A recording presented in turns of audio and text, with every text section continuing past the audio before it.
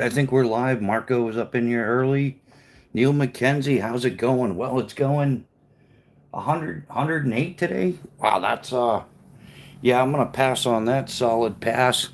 I think we got in the mid 80s here. I think it was like 85 or 86 today. So a bit of a scorcher up here in New Hampshire, but yeah, we're not gonna touch that heat with a 10-foot pole.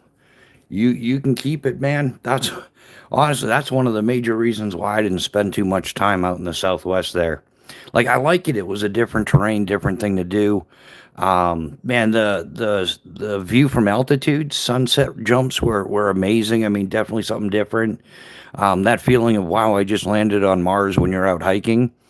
But yeah, I'm gonna pass on the dehydration, the dry hot weather. Yeah, that's a totally different game to play, especially if you're diddly bopping around on the pavement. The pavement is just horrible. But the place I used to go to on Main Street in Boulder City, Nevada, they had those misters out there. You know, they had the little patio setting out in front. You could enjoy your, a cold beverage and a pizza. And those misters were worth their weight in gold. I'll tell you, man, what a game changer that is, putting a little bit of mist in the air. But yeah, yeah. Sorry to hear that, Neil. That's absolutely crazy, crazy weather to not be enjoying. But yeah, hey, well, it's another Phobos Friday, so hopefully everybody had an awesome week, end of the week social here. Um, yeah, 6 mile urban hike this morning. Yeah, what'd you drink? 2 gallons of water, and yeah, you still end up. Yeah, when you finally hit the latrine, it comes out like maple syrup. Go figure. It's an accurate thing, but yeah, maybe something I shouldn't be talking about on YouTube. I don't know anymore. I don't know. We're winging it, guys. We're uh, we're we're learning as we grow. One shadow ban at a time, right? So what could possibly go wrong? Here, hold my beer. Watch this.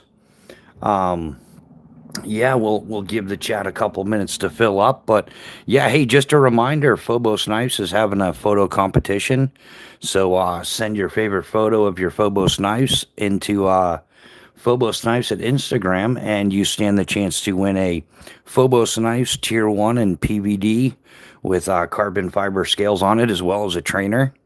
Nice little package there for the lucky winner. So I forget what second and third place is. I think like second place is like a 15% off. Third place is like a 10% off deal. But I'll let you guys take a good look at that knife set when I win it. I'm hoping to win it. Um, yeah, there's a few criteria. There's like three criteria for it. It's like composition and lighting and stuff like that. Um, and then, but the third one is love of the knife, love of the game, that kind of thing. And I think I take the cake as far as Phobos Knives owners go on the third one. Yeah, I just want to put a little link there. Here, check out my YouTube channel, and you'll see what I think. So we'll see what happens though. So interesting competition. Um, yeah, there's some entries going in. It's not being like Swamp, but it has no Phobos. Yeah. Oh, yeah. I'm sorry, Neil. That's a good reason to grab one. I should get some stuff out here. Speaking of Phobos, we'll get some of the Phobos knives out. I wonder. I'll just kind of put them out like this. We'll progress as the night as the evening goes on. We'll be here for a minute. So yeah, some of my favorite setups here. Definitely my if I had to grab one and run that hypothetical fantasy thing, I would just grab this. Just put it all in one bag of knives, right? That would be the way to roll. I don't think Leatherman. We're not gonna hang out with the Leatherman tonight. We like Leatherman, don't get me wrong, but we're gonna try to stick with the Phobos knives. Yeah, my EDC Phobos for today was the Phobos knives Calcula. In CPM S35 VN steel, PVD coated red G10 liners with carbon fiber scales. One of my favorite knives by far. For those of you know the history of this knife, this was at one point Eric Hansen's EDC knife, and he gifted it to me. Typically, I carry it just in a Kydex sheath like this in the pocket. It's how I carried my fixed blade, my EDC fixed blade for years. Um, Ground Fog, how you doing, man? Welcome to the chat. How's life treating you, brother? Good to see you. How's everything going? I haven't seen you around as much as usual, so I just figure you've been busy. Life gets busy from time to time. It is what it is, but plus it's summertime, man. I think a lot more people are getting out, doing a little bit of adventuring on their own. I highly promote that. I'm expecting a Benchmade Claymore Tonto tomorrow. Oh, that's sweet. Um, yeah, hey, I'm working out a deal with um Nick Martino for a Spyderco Shaman. So I think that's going to be my next knife. I'm hoping we'll see how it goes. I'm definitely looking forward to it. I still love my Sage 5 Kapow. Don't get me wrong, but the Sage 5 is going to fit in with my EDC on the pavement gear. And then the Shaman folder is going to be my off the pavement folder. So it'll complement my Phobos knives fixed blades. But yeah, I'm thinking the Shaman, Spyderco Shaman, great knife. A lot of people talk highly of it. And for those of you who know Crispy Critter, which I think the people in the chat right now know Crispy Critter, yeah, he's got a nice Shaman. He sent me pictures of along with his side piece there. Absolutely gorgeous stuff. So yeah, shout out to Crispy Critter for being such a great enabler. We definitely appreciate all the enablers in this community. What do you need another knife for? Man, if there's 5 people in here, we can give you like 20 reasons why. So, but yeah, that's stoked. Yeah, Neil, let us know how you like that once you get your hands on it. I know there's some knives like I absolutely love them, but then I kind of mess around with them. You actually get some hands on, and I'm just like, yeah, not a fan. And a major contributing factor to that is I'm predominantly left-handed, so some knives are just they just don't function for lefties, and that's just the way the world works. Like less than 10% of people are lefties, so we can't expect the world to cater to us too much. But one of the things that I do like about Spyderco is they take the time to make some left-handed knives, and you can jump on their website and just get a list of every lefty knife they have, and they've got it separated like that. Another auto for the part of my collection.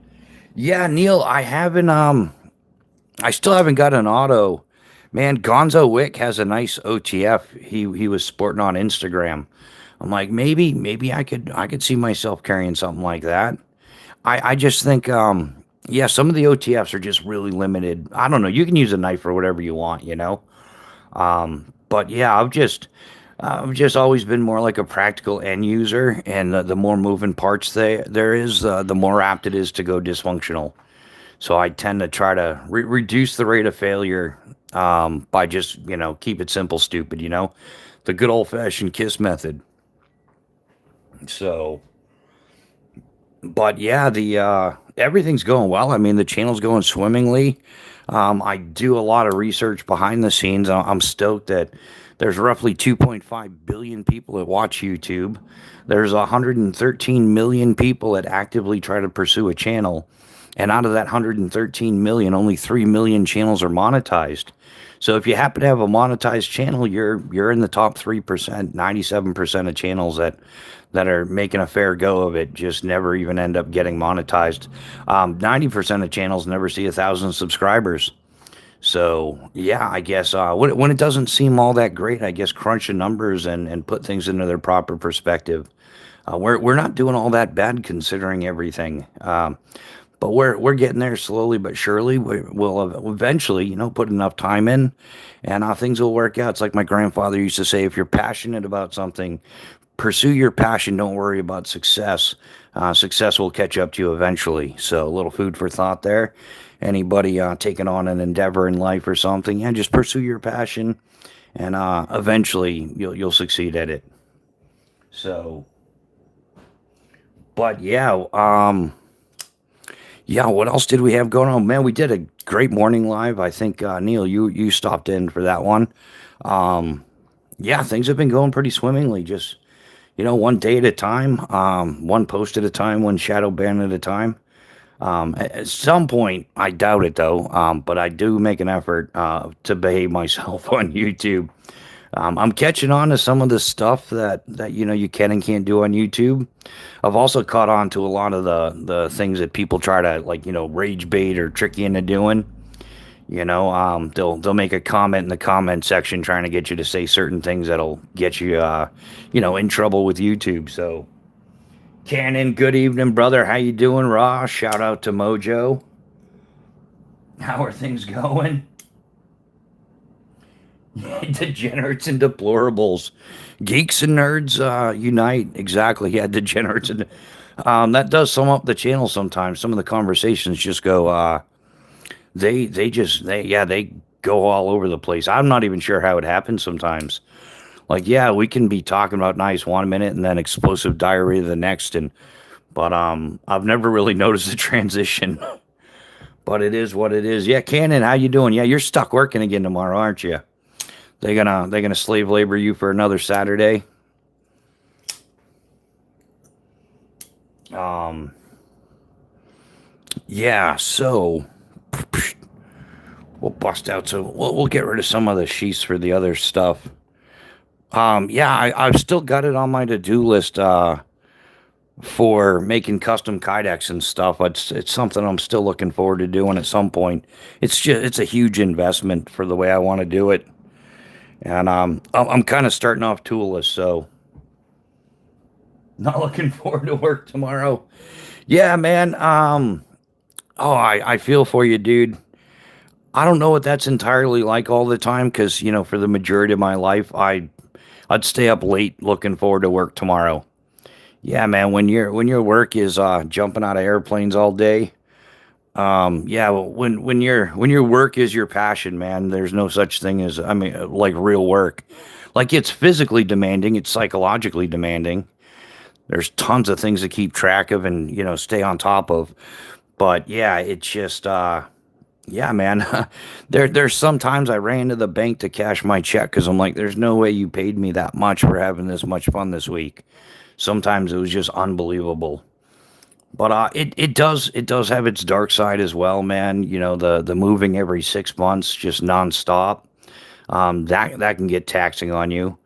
Um, yeah, and it's not all peaches and cream, rainbows and unicorns. There's some pretty rough stuff that goes on in skydiving. If you're around long enough, you'll lose a friend or two. If you're around long enough, you'll lose about half your friends.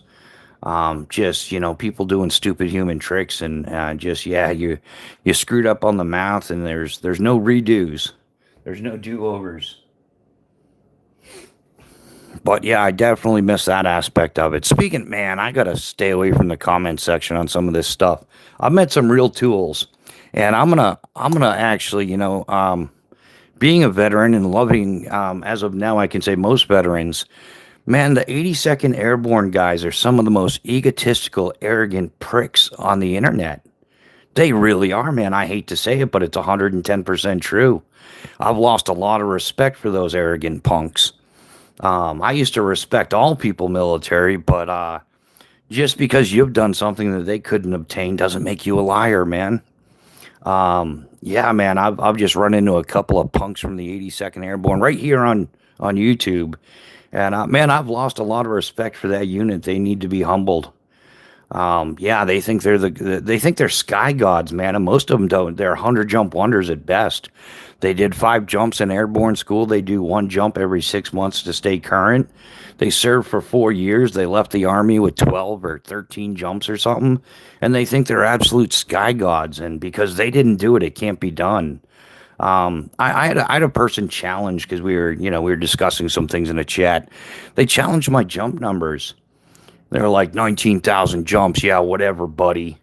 And I'm like, well, and I sat down and did the math over my career. It was actually depressing. 19,000 jumps over the course of 27 years comes out to less than an average of 14 jumps, like 13.52 jumps per week. I'm like, that's what I get for getting my master's riggers rating. Like, I should be up around like 25, 30,000 jumps.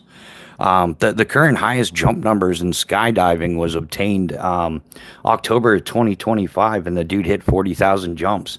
I'd like to think if I just jumped and didn't do any parachute rigging, anything like that, didn't spend my time designing wingsuits and stuff, my jumps would be upwards of 30,000. And here's some chump because he did, like I said, like maybe 12, 15 jumps over the course of, 4 years or whatever on active duty in the Army, that those jump numbers are impossible. I broke it down and I'm like, wow, it's kind of, I actually shortchanged myself. I should have a lot more jumps.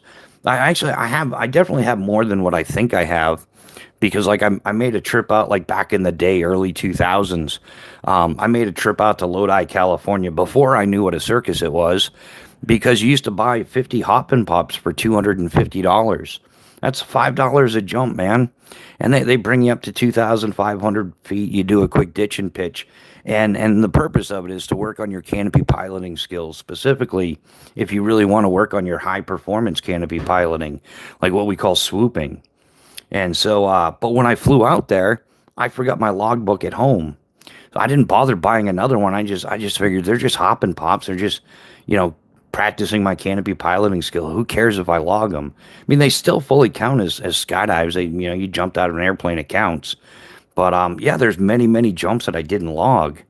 So my jump numbers are actually higher than what I know them to be.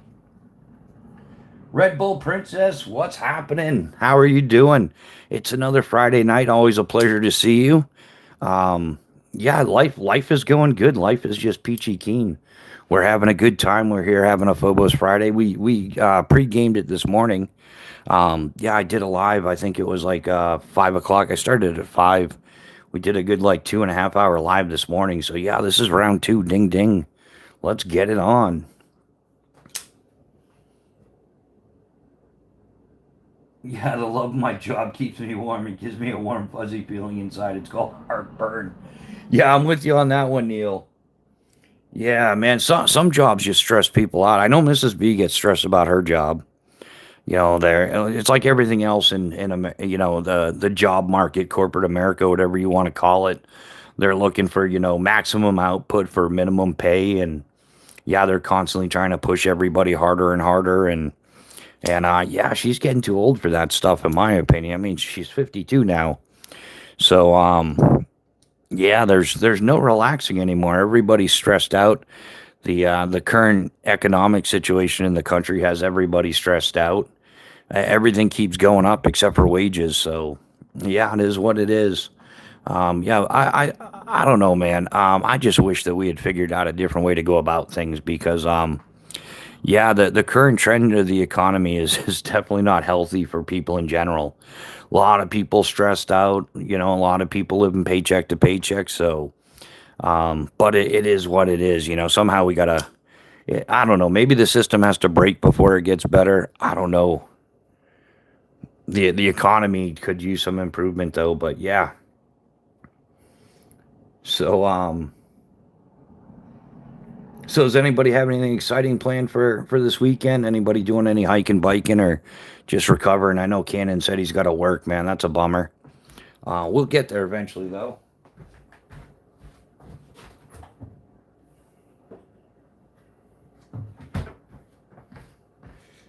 Definitely going to pop open a crack in a can, nice cold beverage for the evening.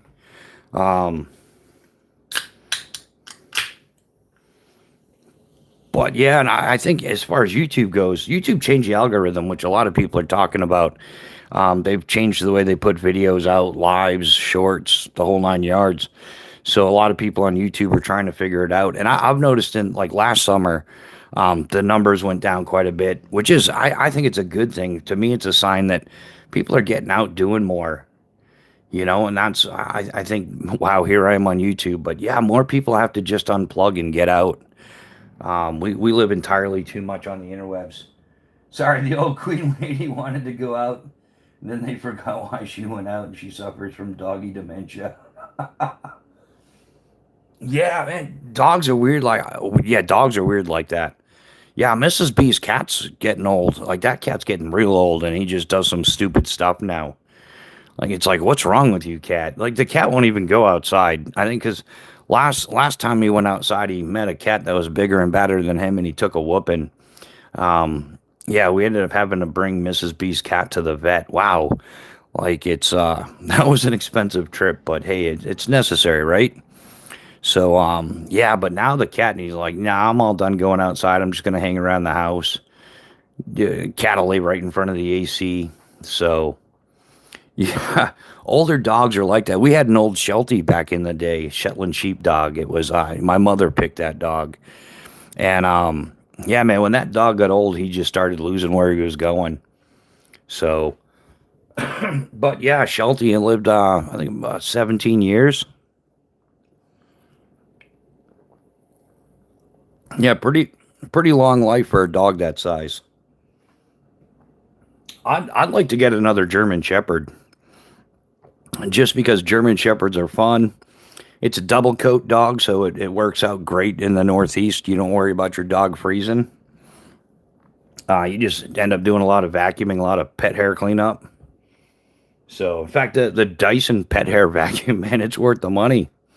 It really is. That was one of those, you're getting what you're paying for. That thing was a breeze, easy to clean. Like they really planned it out well.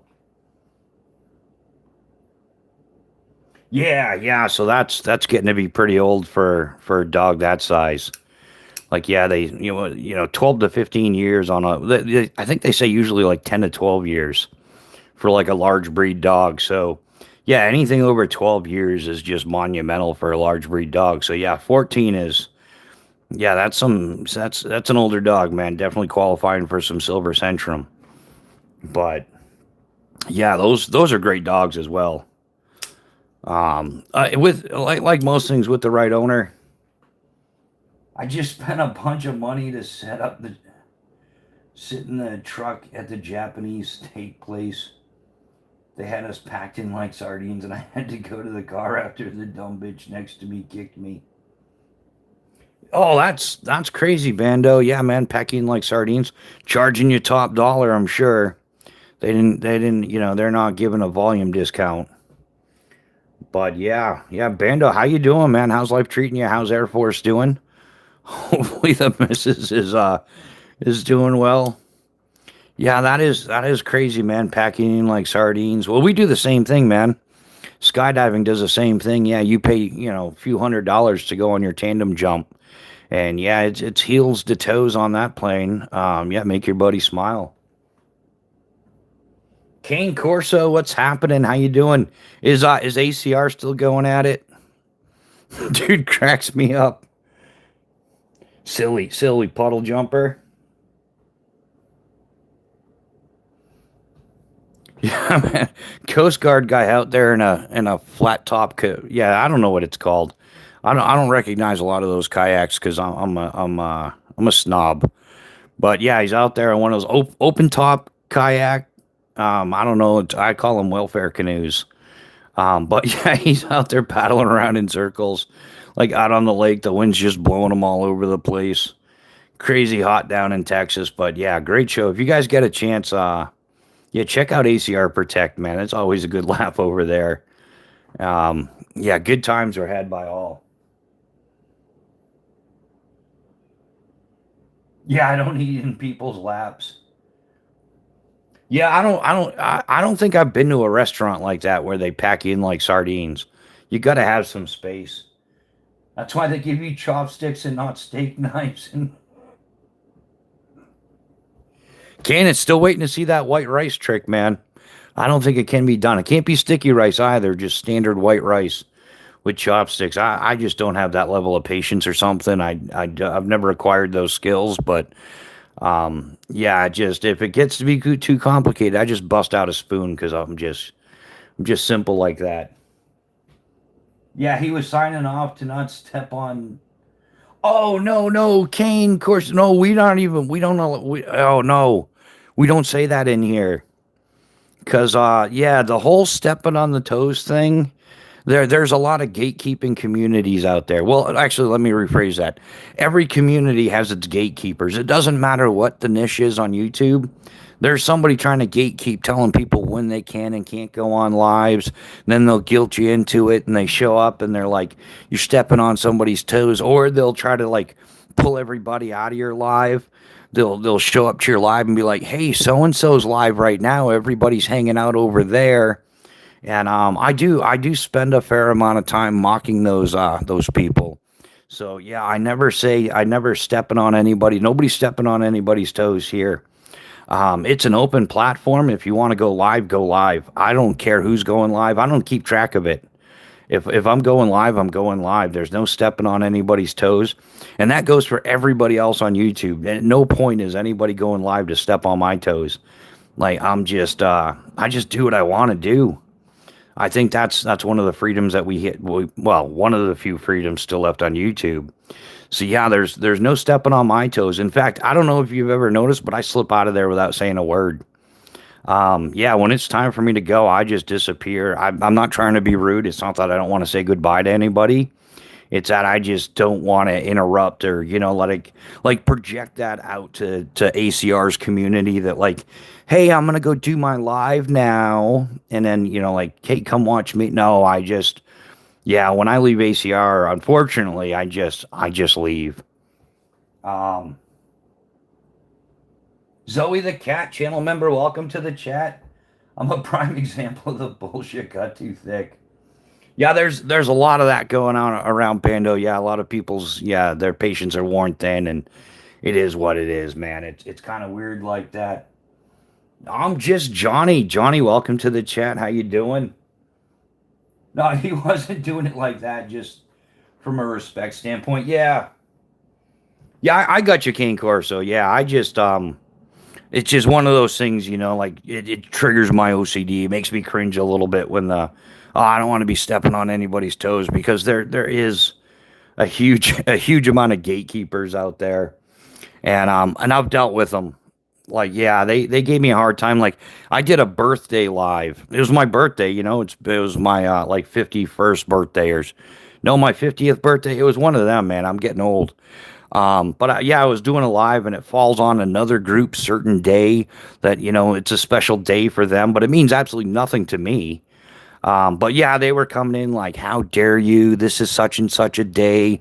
It's so special to us. And oh, so and so's doing a live. And it's like, well, it's just my birthday. I want to come out here and say hi to all the subscribers and have a good time. And it was part of my birthday plan. It's my birthday. I'll go live if I want to.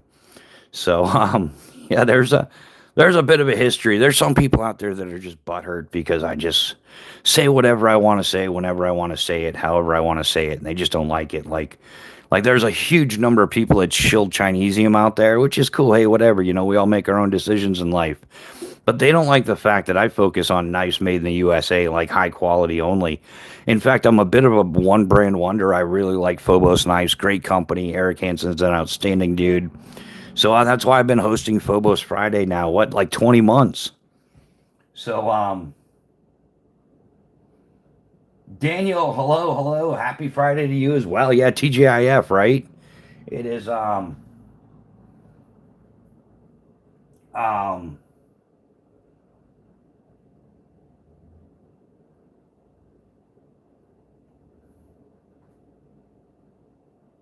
did I miss a comment? Cannon, what are you talking about? 150?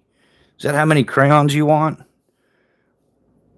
I don't know. It's kind of random. That's why, am I missing is there like a chat that didn't go through or something? Yeah, yeah. Bando is a prime example of yeah, the poo got too thick. Um, yeah, unfortunately, like some of the communities that you belong to, they'll make you believe that you can trust them, like they're your friend. And of course, you need moderators, if you're going to do lives because there's quite a bit of trash that runs around.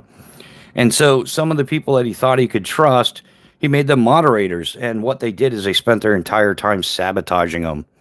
So yeah, and specifically, it was some people from the knife tube schedule community, and they yeah, there was one person in particular that was just, if somebody came into his live and said, hey, how you doing, hello, they would ban him. They were just banning everybody from his lives. He had over like 1,000 people banned from his lives in no time. So yeah, they were straight up sabotaging his channel. I just tried to say you were celebrating your, oh, my 150th birthday. Yeah, that's right, son. Don't respect yeah. Don't forget to respect your elders, there, Cannon. I'll show you some of that old man strength, which is just nothing more than massive flatulence. But it's strong still. We got to do something.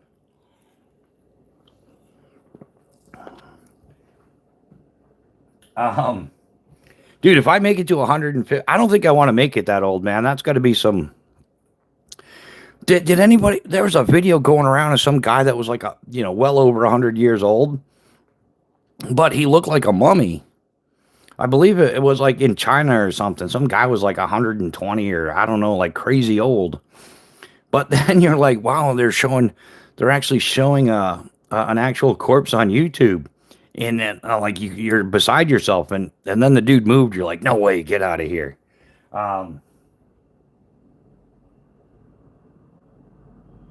yeah, yeah. Well, that's what you do is you just make them on blue.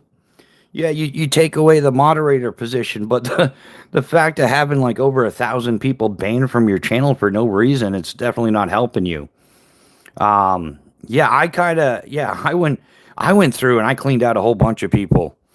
Um, but it is what it is. And that's to be expected. Anytime you're doing something and it's controversial or there's competition or perceived competition, there's going to be people that want to play dirty. Like they just look at it as they were the McDonald's and they were there first, and everybody else is the Burger King or the Wendy's or the Five Guys or whatever. You're the new burger shop opening up like on the strip with them. Across from them, next to them, whatever.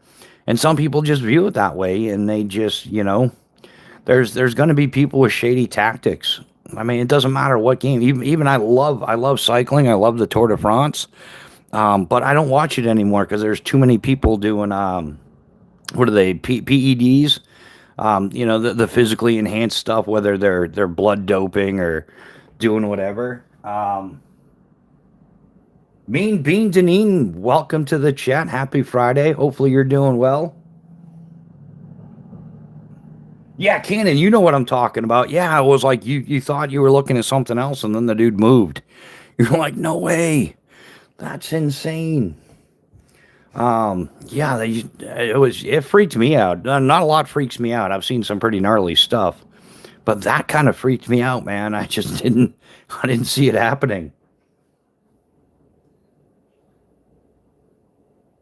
Yeah, exactly. Yeah, with power comes responsibility, and how we conduct ourselves too. And that's why like I said, I always make it a point. Like I just if I've got my live planned, I just slip out. I kind of feel bad not saying goodbye to everybody. There's so many good people in ACR's lives but I just wouldn't feel right. I just feel like I don't know. Does that make sense? I'm trying to do the right thing and be a respectful guy and just kind of slip away and do my thing without drawing any attention or I would hate for it to be like misperceived or something.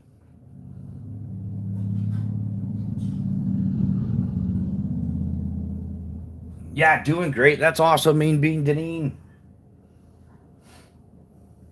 That's an awesome name too. Like a Mean Bean Deneen.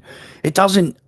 You must do something different in real life or something, or that's kind of like an oxymoron thing. I don't know because you're one of the most loving, considerate people that come through this live chat all the time.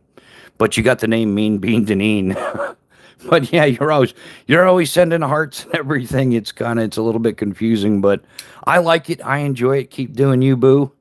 Um, Burger history: McDonald's stole their Big Mac from Carol's Club Burger in the '70s.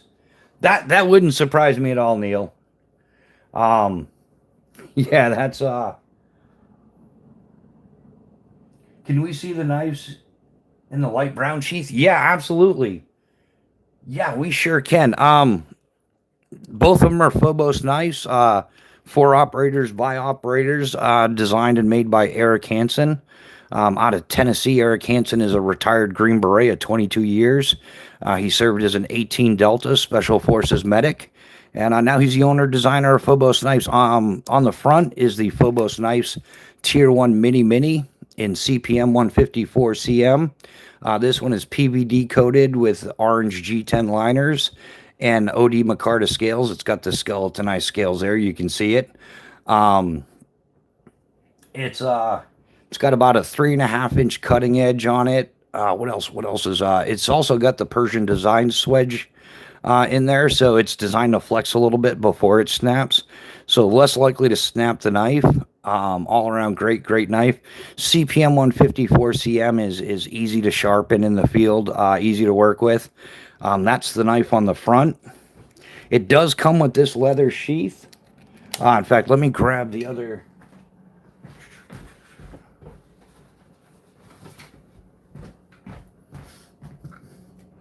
The knife on the back is the Phobos Knives Tier 1 BC. This is a full tang Magna Cut knife. It's also PVD coated, has a bow drill divot in there in the event that you need to do a friction fire. You've got a major component already out of the way that you don't have to fabricate. It also has a ferro rod notch on the back, so instead of the ferro rod just being, where's my cool ferro rod? So instead of that normal 90-degree spine, which is, minimal surface contact, like you can see, it increases the surface contact to the ferro rod, turning it into an absolute flamethrower, man. I absolutely love that feature. Very cool. Yeah, it's made out of Magna Cut. Outstanding knife. It also has a less than lethal option, a little coconut tester on the bottom there, just in case you need to, crack some melons or something. The sheath that it comes with is this Kydex sheath right here is what comes with it standard. The leather sheath is an add-on you can buy from Phobos Knives. You can buy any of the Phobos Knives leather sheaths alone, though. So if you've already got a knife and you like the sheath setup, like here's a good example. Like, yeah, this is a Spartan Blades Horkos, and it also fits in the sheath just literally perfectly. So you could buy the sheath separately. Like I said, it does come with the Kydex, though. All around great setup. I do have a Exotac Fire Rod V2 on here. This is kind of my backup ferro rod. I've got an Olight i3T2 EOS on here. And to do the piggyback setup, all you do, the leather sheath comes with 2 Scout Carry straps. They're usually separate like this. There's another set of grommets under here that's standard. I moved the one Scout Carry strap down and just threaded both of them through the belt loop on the original knife sheath here for the Tier 1 Mini. And I did do them opposing, I don't know, kind of like opposing gates for if you're rock climbing. It's just an OCD thing, I'm not sure. But yeah, all around, this is by far my favorite like field utility knife, kind of like well-rounded, do anything. Everybody recommends it, a bushcraft survival knife in the 4 to 6 inch range for your blade. This is 5 inches, so it's a happy medium. Not too short, not too long, just the right amount.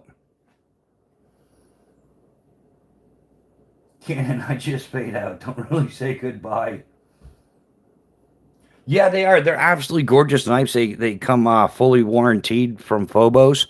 It is transferable, so if I own this knife for a couple years and I decided to gift it to a friend, he still covers the knife. He covers the knife, not the person. So yeah, outstanding knives. They're priced competitively. So for what it is, for a full tang Magna Cut knife and everything, I think they're somewhere around, depending on what you get for options.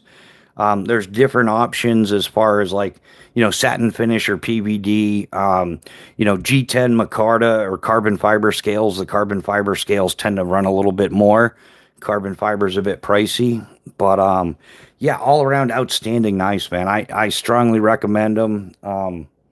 It's my go-to knife brand, my go-to knife maker. I started using Phobos knives around 2019, and I still currently use them, and I plan to continue using them for many years to come. They're heirloom quality for sure. Take good care of them. They're easy to take care of. A lot of it's the high corrosion resistant stainless steel. Like yeah, Magna Cut CPM S35 VN, CPM 154 CM. So yeah, outstanding knives all the way around. Canon, I just fade out, don't. Yeah, exactly. Yeah, Deneen, I do the same thing. I just kind of like I just drift away most of the time, unless it's the very end of the live and everybody's hey, we'll see you on the next one kind of thing. But yeah, for the most part, I tend to fade away. I learned that from skydiving.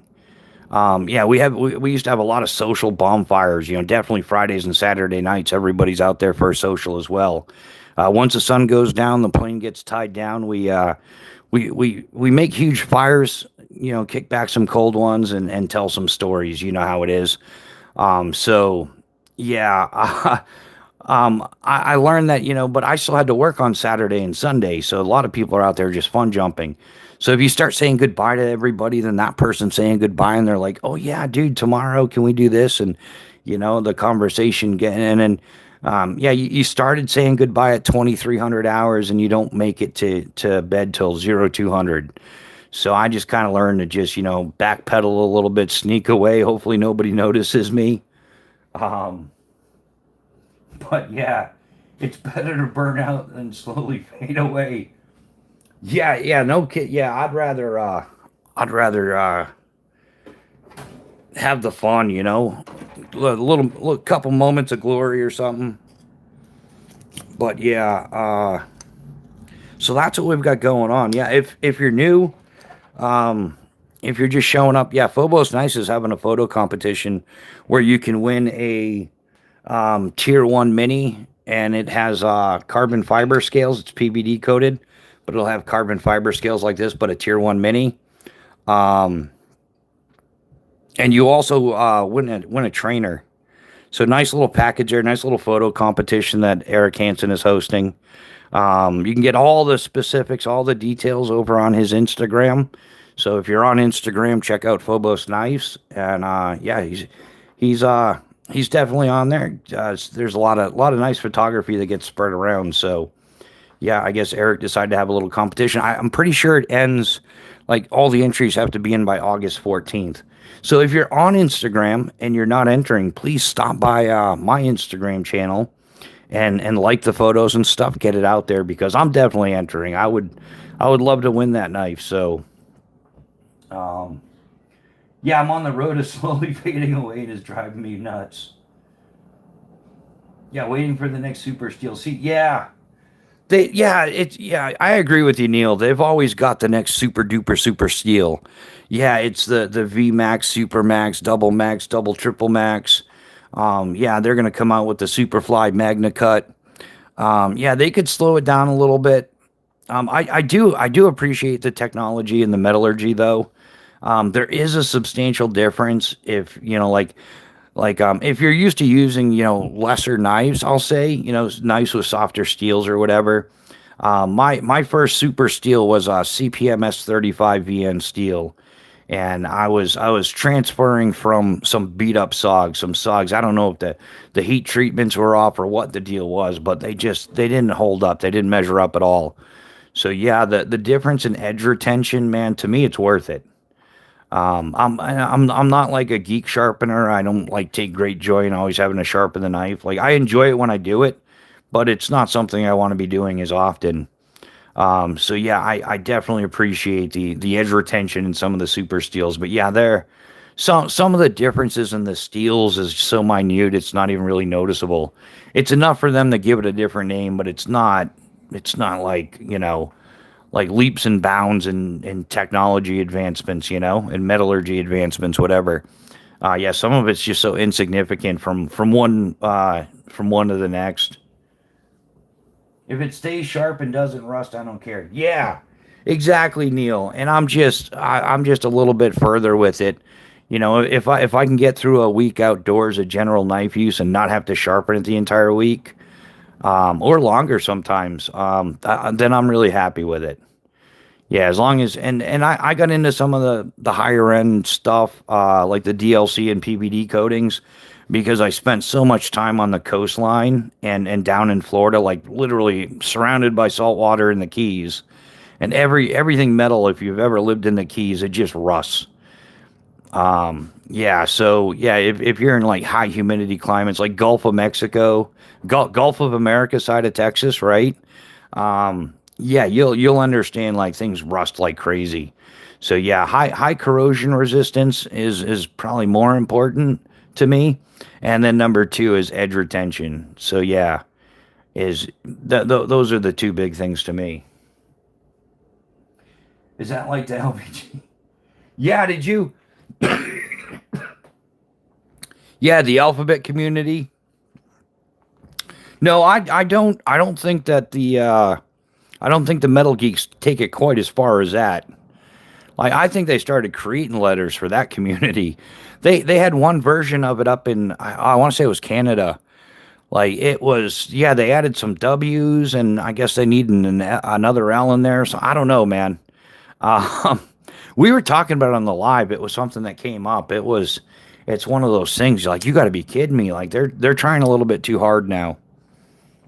But it's like, and the thing is nobody really cares. You know, we don't care what you're doing.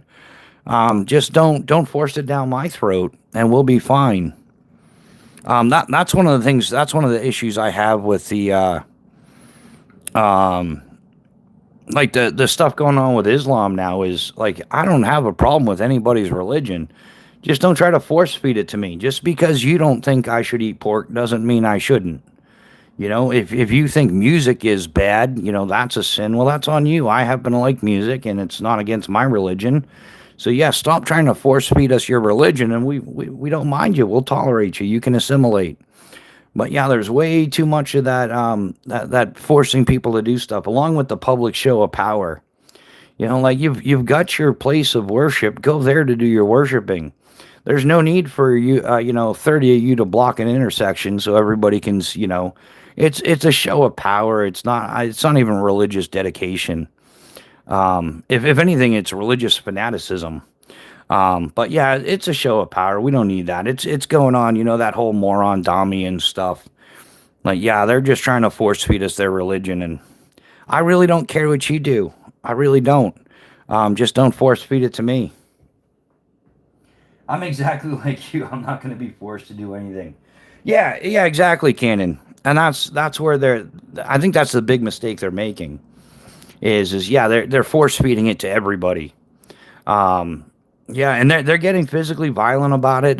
They just had an incident where there was a couple of women that saw a girl in the mall that they didn't like her skirt, so they went up slapping her and being abusive and yelling at her. It's like, no, you can't do that. I don't approve of how the girl was dressed either, but um, it's not my place to say anything. Steve or EDC, what's happening? Welcome to the chat. Mrs. B is here. How you doing, honey? Oh, I forgot to ask. What time are you working tomorrow? Whoops.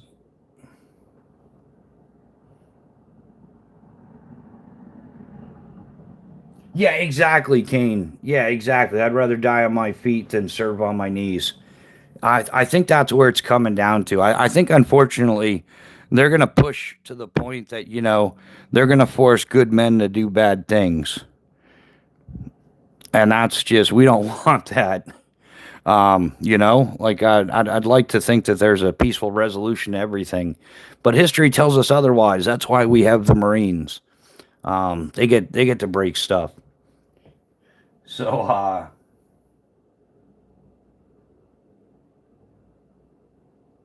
yeah, how are you, Cannon? Cannon's as special as always. Um, Dreading going back to work tomorrow. Oh, okay, now well that's good.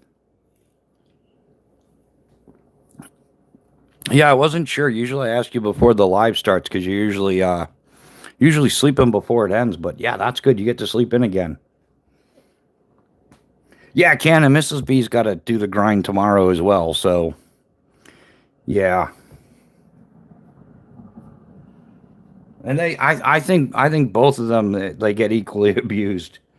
They expect so much out of people for so little now. And you got to be careful too, because the more you give them, the more they want when it comes to corporate working and stuff like that.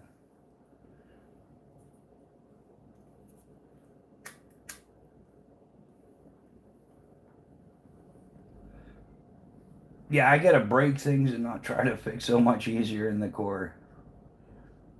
Yeah, breaking it's way more fun than fixing it. You're totally right, Cannon. Here's a work union. See what I liked is piecework. Everything I did in skydiving, well, I did collect a few salaries for being the safety and training advisor or like the drop zone manager and stuff, but most of it's piecework. So you get paid what you're worth. If you work hard, you produce more pieces, you get paid more money. If you want to be a slacker, you don't work as hard, you don't make as much money. So yeah, I love piecework. I thoroughly enjoyed it. It helped me change the whole parachute packing game. I did a lot of modifications to become more efficient at packing, and the end result was better openings done in a fraction of the time. I did like a combination of when we standard pack a parachute, it's called a pro pack. Pro stands for proper ram air orientation. The old way of flat packing actually put a 90-degree turn in every opening of the parachute. So pro packing like modified that, and then doing the reserves, we did what's called a redress pro pack, which is a much more formal version of it. And I kind of did a hybrid between the two. So I was increasing the safety by making it more like a reserve repack. But I was doing it at a speed that was never before done. I figured out a few things and made some changes to it.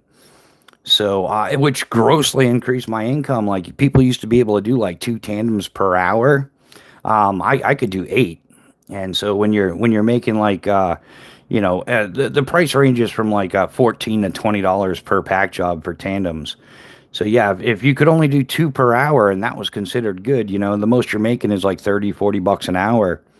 But doing 8 per hour, yeah, man, you can do the math. I was making 120 to 150 an hour just packing parachutes. In fact, I made more money packing parachutes than I did jumping. So pay for the outcome, not the hours. Yeah, exactly. Yeah.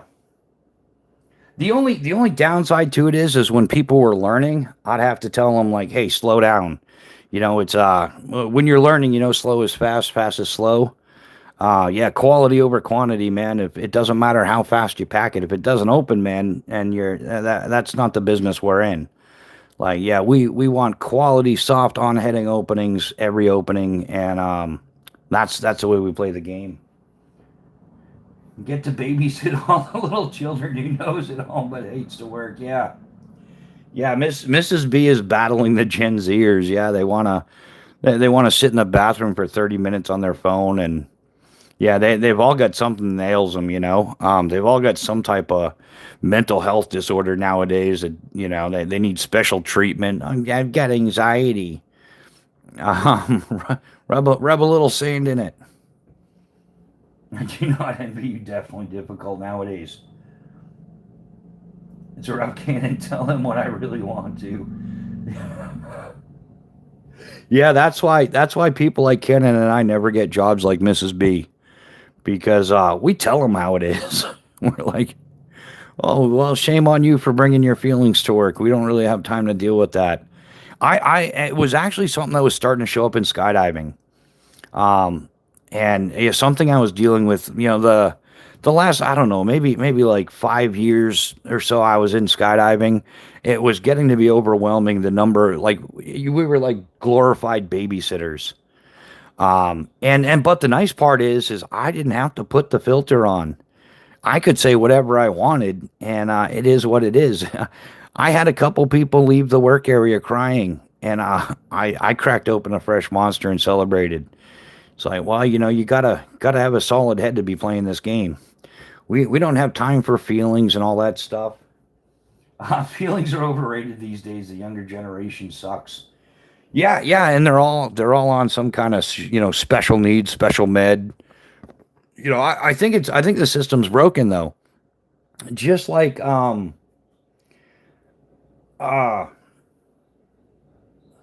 like we know that the school system's been indoctrinated, and they're in there brainwashing kids. They're more concerned about like, politics and things like that than they are educating them. And we know that it comes from the colleges and universities where teachers get educated.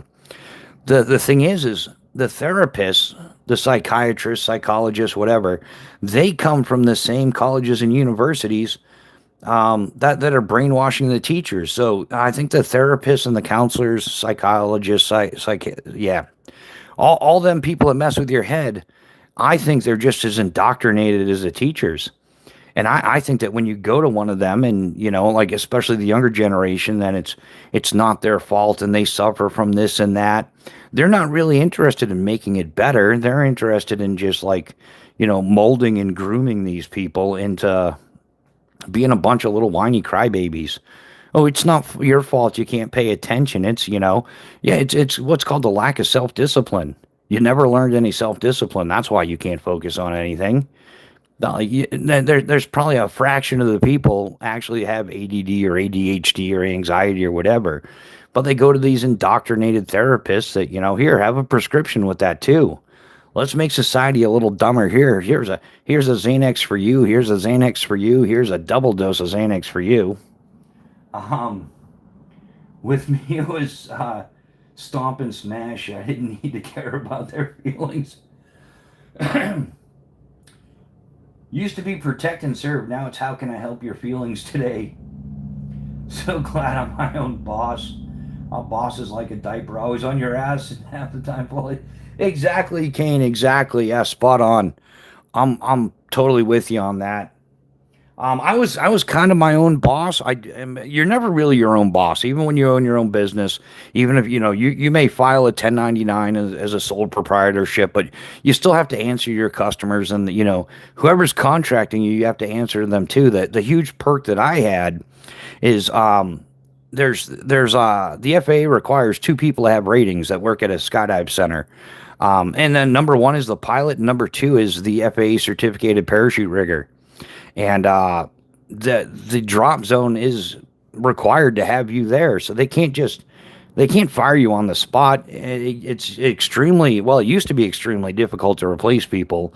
Now with so many drop zones going out of business because of the scamdemic, it's probably a little easier. In fact, it's actually hard to find a job, if not impossible now. So yeah, well, I did have that perk of and ultimately when it comes to the to deciding whether or not that piece of gear is airworthy or not, that's entirely up to the FAA certificated parachute rigger.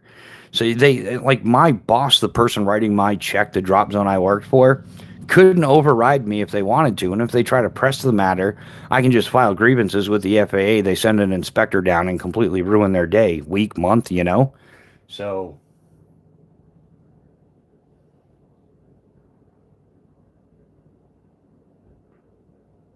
yeah, that's one reason I don't work with law enforcement anymore. Yeah, law enforcement's gotten pretty shady. In fact, I do love the body cam thing though. That's some great video. It works both ways. Number one, all those people crying that they were being targeted by law enforcement. Well, now we got video to prove you weren't being targeted. It was legitimate. And number two is it shows the corruption in law enforcement, which runs rampant. Like they used to get away with everything, but not anymore. And the ridiculous part is some of those cops were so used to doing it that even with the body cam on, they've got video of them planting stuff, like just physically abusing U.S. citizens. It's quite repulsive, but it's not all of them, but there's enough of them. Like the camera ended up pointing both ways, is what I'm saying. So it worked out good. Maybe the body cams will increase the quality of law enforcement while at the same time proving whether or not some people are innocent or guilty. And some people that are crying victim when they shouldn't be. It's like, nah, you had that one coming to you.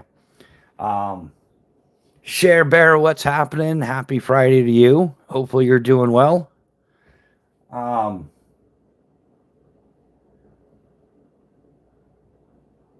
my son is looking into becoming a cop. He can probably, yeah. Um, oh man, one of the guys I did arborist work for, and this is a funny little story. This was in right by King of Prussia in Pennsylvania. We had a little break from the skydiving, and like some of you know, one of our pilots is was a world class arborist. And so when our plane was down for maintenance, or there was some adverse weather coming in, we couldn't jump. We would go and do some arborist work. Well, my buddy owned his own arborist company. Like I said, he was a world champ. He knows the ins and outs, and it's arborist work is actually extremely dangerous. You have to really be on top of your game. And me coming from my parachute rigging skydiving background, it's the same game, just different. Football, baseball, whatever. Same level of threat. Well, we would go into work and we would work for like 4 days or 4 days to like 2 weeks or something, depending on what it was. And we didn't care about anybody's feelings. We were just like, whatever, rub some dirt in it, or don't be stupid. You're endangering everybody around you. Like you're an idiot. And we would hurt their feelings. Apparently, we didn't care. We didn't have time. We were busy working. So the owner of the company that we were working for, we would like subcontract through. It was a friend of my buddy's, and so it was fun to do. But he decided he was going to try to hook us up and better our lives because he's all about life improvement. Really nice guy, really is. I'm not lying. Just really liked helping people. So he surprised us one day with like a visiting therapist. So the owner of this arborist company had my John and I sit down with a therapist that was going to help us sort out things, and maybe we needed to express some of our feelings, and it would make us more sensitive to other people's feelings. It was supposed to be like an hour and a half long or so appointment, and like 15 minutes into it, she left. She like those men are incorrigible, yada yada. There's no helping them. Yeah, there's no chance she was going to get through to us. And we agreed with her. She was never going to get through to us because, her college and her little cushy job and everything didn't train her for, life decisions, making decisions that pertain to somebody's life. Um, exactly. Yeah. Yeah. Feelings don't keep you safe.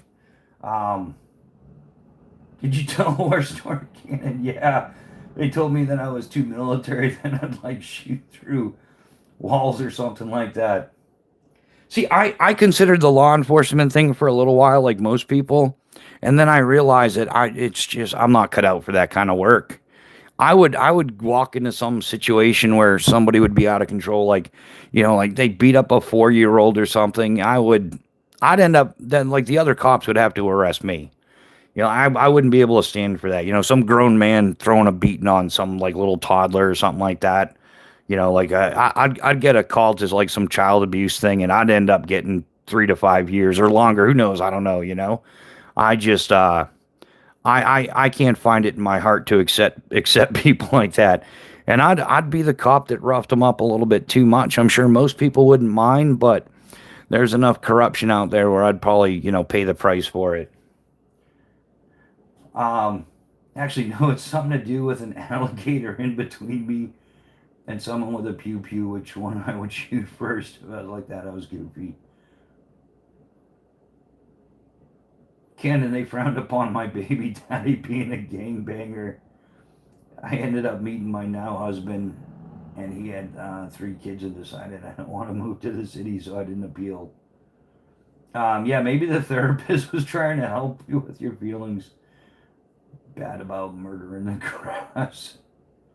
Yeah, I've destroyed some lawns in my time. Yeah, like much bigger than the golf divot. Yeah, in fact, when I femered in back in the day, the spot that I hit, my knee hit first, and it left such a divot. It's like it looked like King Kong had teed off there. Once you adjust everything. Yeah, I've ruined some lawns in my time for sure. They didn't accept me. I think it's probably for the better. Yeah, Cannon. Probably. I look at that. I look at it the same way. Like sometimes things in life just don't work out, and it is what it is, man. Like sometimes it works out for the better. Yeah, Share Bear. That. Yeah, same thing. Like yeah, it's one of those. Oh, what's that Garth Brooks song? Some of God's greatest gifts are unanswered prayers. Yeah, maybe as much as you wanted to do it, it just didn't work out, and the reason. We'll figure it out down the road. The universe tends to unfold as it should. Um, yeah, in fact, Mrs. Bushcraft and I are a great example of that. When Mrs. Bushcraft and I went to high school together, and then we didn't talk for about, not because we didn't want to, just life took us in different directions. We didn't talk for about 25 years. And we both ended up, talking again. And we got into some conversation and stuff like that. And both of us in the beginning were like, nah, I'm done with relationships. I had been single for like a decade, just completely happy, riding my bicycle around the country and skydiving in between. Mostly on the eastern seaboard and stuff. And I was content with my life. I was more than content. I was happy with it. I had no complaints. Nobody nagging me about why you riding your bicycle. Aren't you a little too old to be riding a bicycle? And why you skydiving again? You always got to go out skydiving with your friends. I was sick of that turd nugget. And Mrs. B, well, life handed her a curveball or two as well. So she was like, nah, I'm quite happy being single. And several months later, we ended up in a relationship. So, sometimes life works out unexpectedly. And yeah, here we are today. Um, so Mrs. Bushcraft, a tumbleweed with teeth, you vicious little thing. He needs sticks. He needs it. You could have trained your dog to be want to feel like you're skydiving rated Gen Z medicine cabinet. Yeah, you're not kidding, man. Yeah, Steve, you're spot on with that one. That's my ex-girlfriend stole my cat. Which knife do you recommend? Um, and how's that a bad thing? Oh, that's a bad question for me, my man. Um, yeah, I would if somebody stole the cat from here, I'm not losing any sleep over it. I'd probably offer a reward. Hey, whoever stole the cat, can I buy you a steak dinner? Yeah, I have this well-known disdain for cats. A, I'm allergic to them, and B, I knew I was allergic to cats, so I never really hung around cats. I was never around them. And then Mrs. Bushcraft got a cat, and that confirmed I don't like cats at all. I really don't. So yeah, that's probably a blessing in disguise. You just let it unfold. Give it some time. You'll realize how lucky you are. There's no more cat, no more litter box, no more food expense. Um,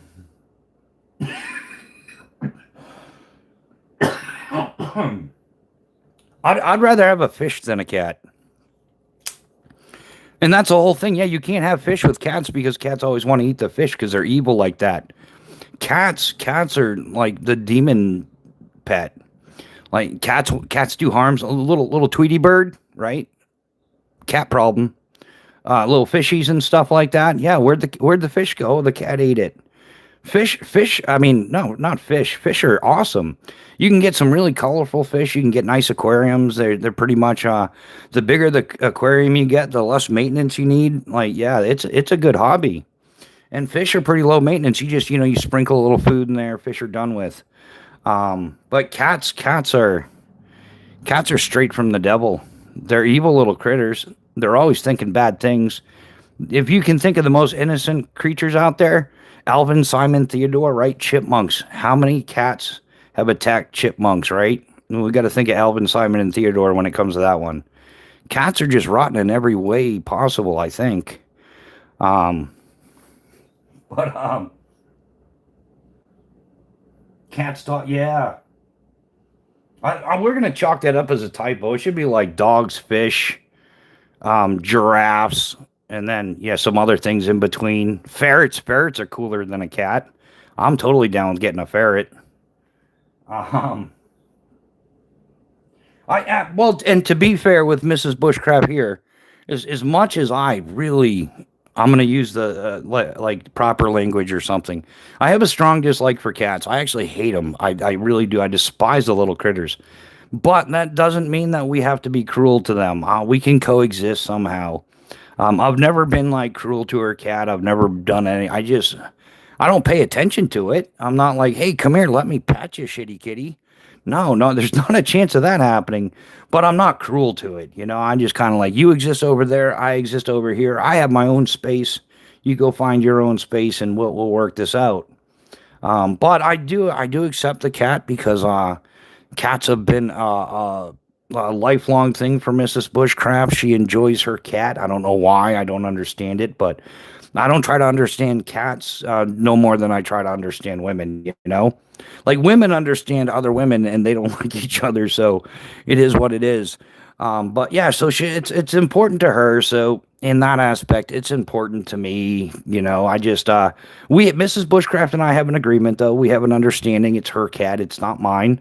I don't feed it. I don't give it water to drink. I might have blasted it with the sprayer once or twice, couple hundred times, whatever. But he had it coming to him. There's rules. You got to follow the rules or you get blasted, right, Chitty Kitty?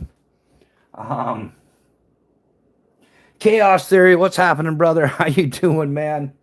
No worries. Yeah, hey, get some sleep whenever you need to, dude. I know you don't get you're not a high sleep person like me, so when you sleep, you sleep. I caught a quick like 30-minute nap earlier today. I just put my feet up, sitting in my chair, take a 30-minute nap. I'm good for the rest of the day. Um, Mrs. And yeah, Mrs. Bushcraft, she never gives me a hard time when I do sleep. She's like, "Oh, good, he's sleeping, just sleep." So, but yeah, so even though I'm not a fan of cats, I don't like the cats. I don't believe in animal cruelty. Who's that turd nugget on Man, he's got the electric collar on his dog all the time. And he doesn't know how to use it. Like I don't really have a problem with electric collars. There's some types of training, some dogs, alpha dogs that are, whatever. But yeah, you shouldn't crank that thing all the way up to 10 and just zap your dog for the fun of it. What's that? Yeah, he dressed up as like little commie guy for his little speech recently. Yeah, I laid down at 6:30 after getting back from the scrap yard, pulling the transmission all day. Yes, I do. I felt bad. I woke him up to tell him supper was done. Yeah, but hey, I had the steak dinner with Mrs. B, so I don't mind getting woken up. I'd rather be awake than sleeping anyhow. Cats are like women. Love me, touch me. Get away. Exactly, Cannon. And yeah, and so everybody knows, like Mrs. Bushcraft and I, we usually have our coffee together in the morning, and we'll sit down, have some coffee, we'll watch a little YouTube, and yeah, I'll throw on a couple of them cat videos for her and stuff, because whatever, she likes that stuff. But then I get haunted by the things the rest of the day, like YouTube's like, oh, you got some cat videos in your algorithm. You watched two of them this morning. Well, here we're gonna put another like 2,000 of them in front of your face throughout the day. Yeah, weird. It's weird how the algorithm works. Sometimes it's like, no, we didn't watch that many. We might have to open a new YouTube account just for her watching her cat videos. But yeah, you'll see cats. You watch some of those cat videos, you'll see how rotten they are. Oh yeah, hey Dean P. Yeah, good evening. Hey, you were around to say good morning. Now it's good evening. How you doing, Dean? Always a pleasure. Have you put much thought into your knife? Oh, it's going awesome, man. We're live again. We're having a good time. Yeah, life is good, man. No complaints. I mean, I suppose I could use a few more million views and one of those one of those paychecks you always see other YouTubers doing. Like, oh, this is how much YouTube paid me for yada yada yada. So I'm not seeing that. Yeah, you should start as low as you can with a collar. Yeah, exactly. Yeah, cane corso, yeah. There's like a pain tolerance that your dog has. And yeah, you start as low as you can, and then but there's a point you don't want to cross, because once you've crossed that point, now you're not correcting the dog. You're like punishing it's debilitating. Um yeah, I used to train my German Shepherd. We did the shoot ton training, and which was awesome, awesome. Like I learned so much about properly training a dog, and how not to train a dog as well. Yeah, well worth its time. And yeah, cane corso. Yeah, I wouldn't mind getting a cane corso. Yeah, yeah. Weird. You had some puppies. I'm not sure if you still have them. Yeah, that was. I'm not in a position to get one right now, but I would kind of be interested. I would want to learn much more about the breed and the training of the breed before I actually got one. A German Shepherd I've worked with, and with the right German Shepherd, it would work out great for me. But yeah,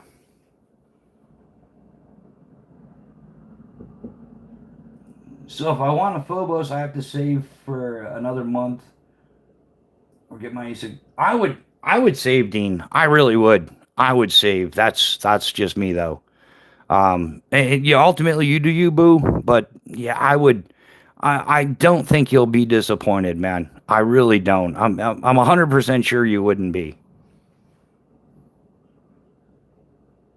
Yeah, they are. Yeah, German Shepherds are fantastic dogs. Mine had a bit of an attitude problem though.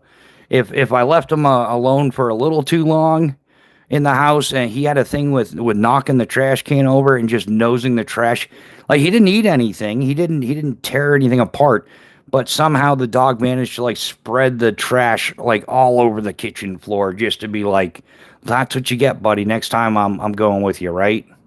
But yeah. Yeah, Mrs. Bushcraft loves German Shepherds as well, which that's something we have in common. Like we see eye to eye on the canine end of it. It's the feline part where we're just yeah, we're complete opposites on that.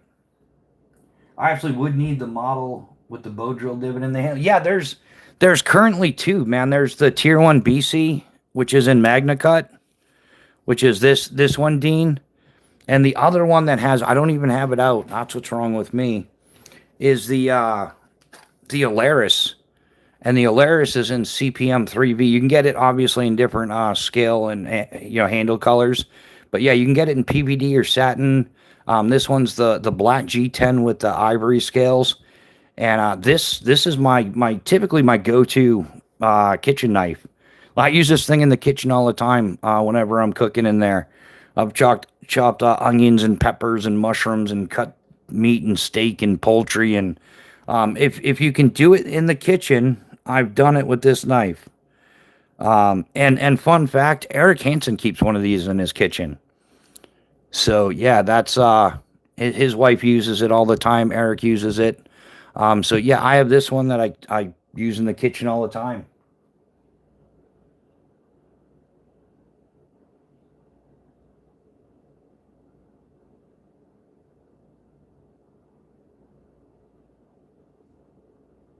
No, I don't think so, Dean. Yeah, this is the smallest one, the Tier 1 BC that he makes. Um, with the bow drill divot. Got a little wipe it off. Yeah, I'm not sure if it'd be able to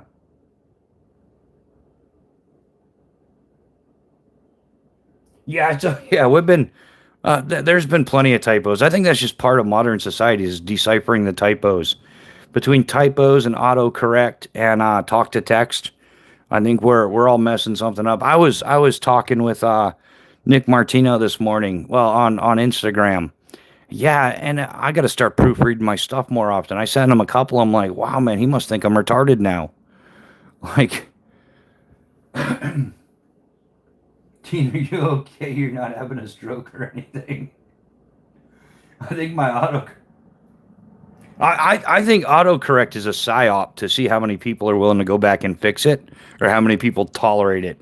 There's probably some AI program somewhere keeping track of our typos, and autocorrect is screwing us over. There was man, I sent a message to Canon and it auto corrected with I forget what the original sentence was, but randomly mid sentence it was like in my uterus, and Canon's like what? Yeah, so autocorrect making us all look like idiots one text at a time. Um, yeah, sometimes it autocorrect like it's seriously broken, and then talk to text that can be just as bad. Yeah, after chaos, he went and had some a lot of dental work done. What was it? You had like 17 or something like that. Um, Yeah, he had like 17 teeth pulled at the same time or something, like 17 or 19. And then he was trying to do talk to text, and so some of the sentences that came through, it's like, no, chaos, you just, I can't even, I'm not going to try that one. You just gotta, we're going to give you a do-over. Like, just try again, man. Like, that was, I can't make sense of that for the life of me. But it's yeah, it was, the entertainment value was through the roof on it though, because some of the stuff was coming out just absolutely priceless. Like, you couldn't make this stuff up. But it was we is all tarted here. Yeah, this is yeah, we should rename this channel. Or I'll start another channel. It'll be like the Short Bus Club. But somebody's going to report us right away. They're going to be like, "Oh, they're making fun of people. They're making jokes. You can't make funnies anymore." Like, no, you can't name your channel the Short Bus Club. Like, everybody, all 6-month members get a free Pro Tech or something. Um, it's even funnier that it autocorrects words that you probably never said. Yeah. Yeah, that's the whole thing. Yeah, and that's the whole thing. With Cannon's, when I was texting Cannon, it came through as like, yeah, it was whatever my uterus, blah blah blah blah blah, and it's like, when the hell did I ever type in my uterus? I've never typed that in. Like, how would that go through? I can type, so I use the talk to text, gets me in trouble. It does, yeah. I like tater tot. Dude, I've got a great tater tot recipe, Cannon. Someday I'm gonna make it for you. Um, I've got to get this to be one of those super YouTube channels, where Mrs. Bushcraft and I can take a trip down to Texas. I would love to do that. My daughter's in Texas, so I could have dinner with my daughter. ACR Protect is there. He's right in the Houston area. I wouldn't mind taking Mrs. B on one of those duck boat tours in Galveston. We could visit Cannon. And we'll come with gifts. We're not going to bring beer and wine and stuff, but we'll bring crayons and tater tots. TP tater tot casserole is delicious. Yeah, Dean is spot on with that. If you've never had a tater tot casserole, with you can use whatever hot sauce you want. It doesn't have to be Tabasco specifically. I've probably got like 70 flavors of hot sauces here. So yeah, we could mix it up a little bit. In fact, I should start doing the hot sauce of the week. Um, cause yeah, I got a gift pack for Christmas. I think I showed it to you guys, but it's got 50 of these bottles. And it's like for each state has its own little hot sauce. So this is the one I've been using. It's yeah,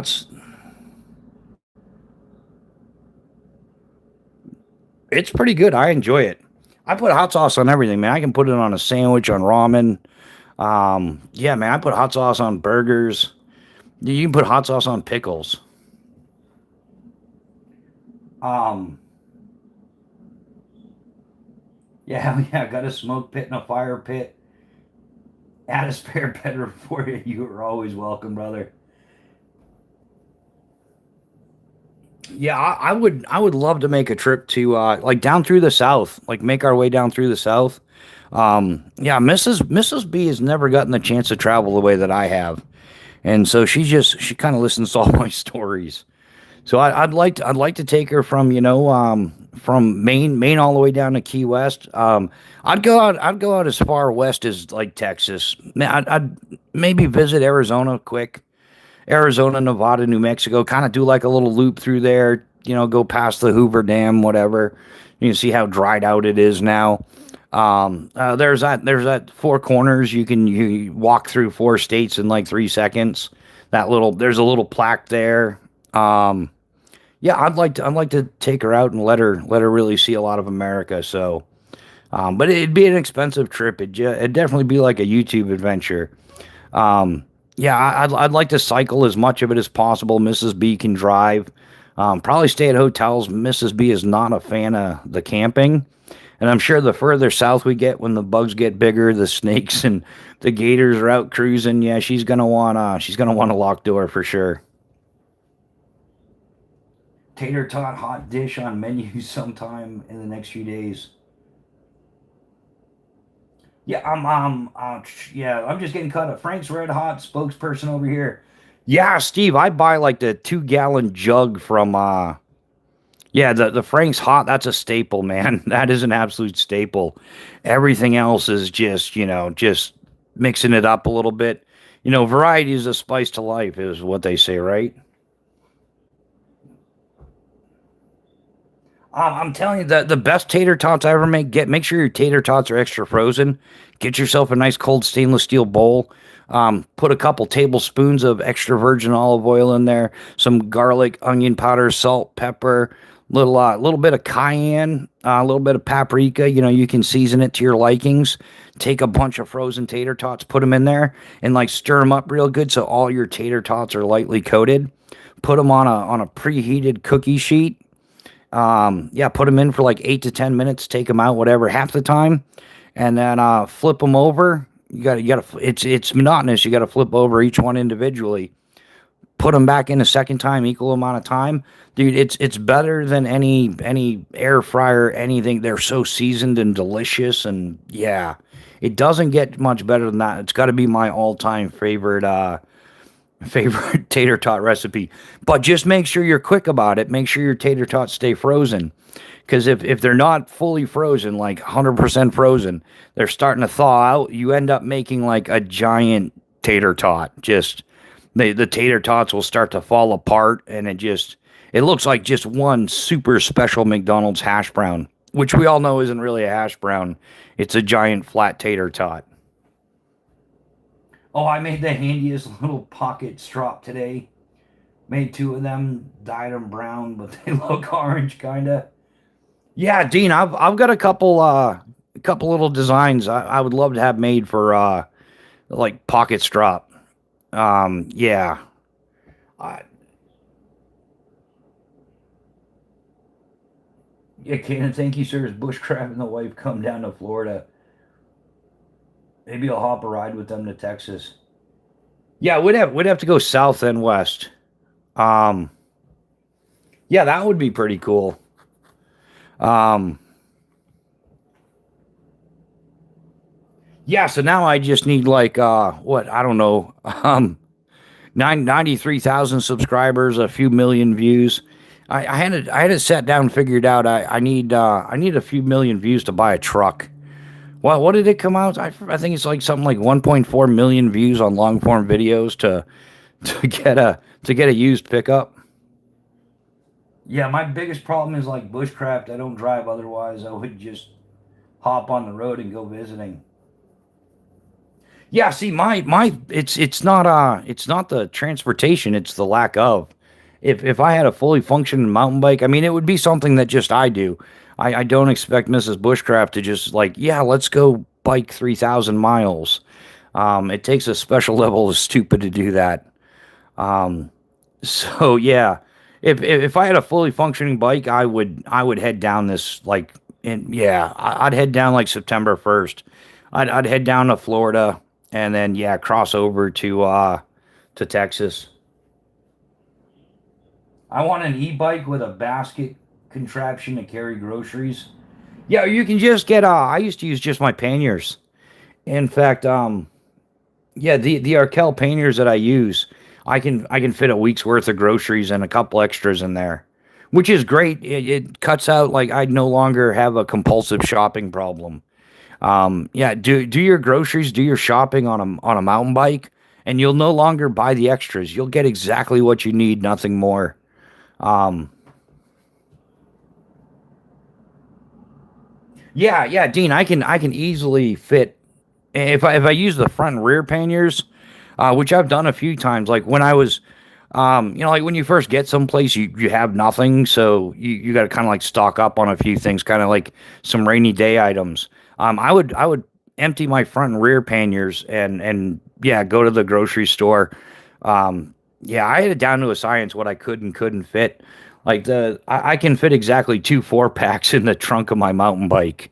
So if I'm just going out for a couple of monster drinks, yeah, I can fit 2 4 packs perfectly just in the trunk. In the box, it's perfect.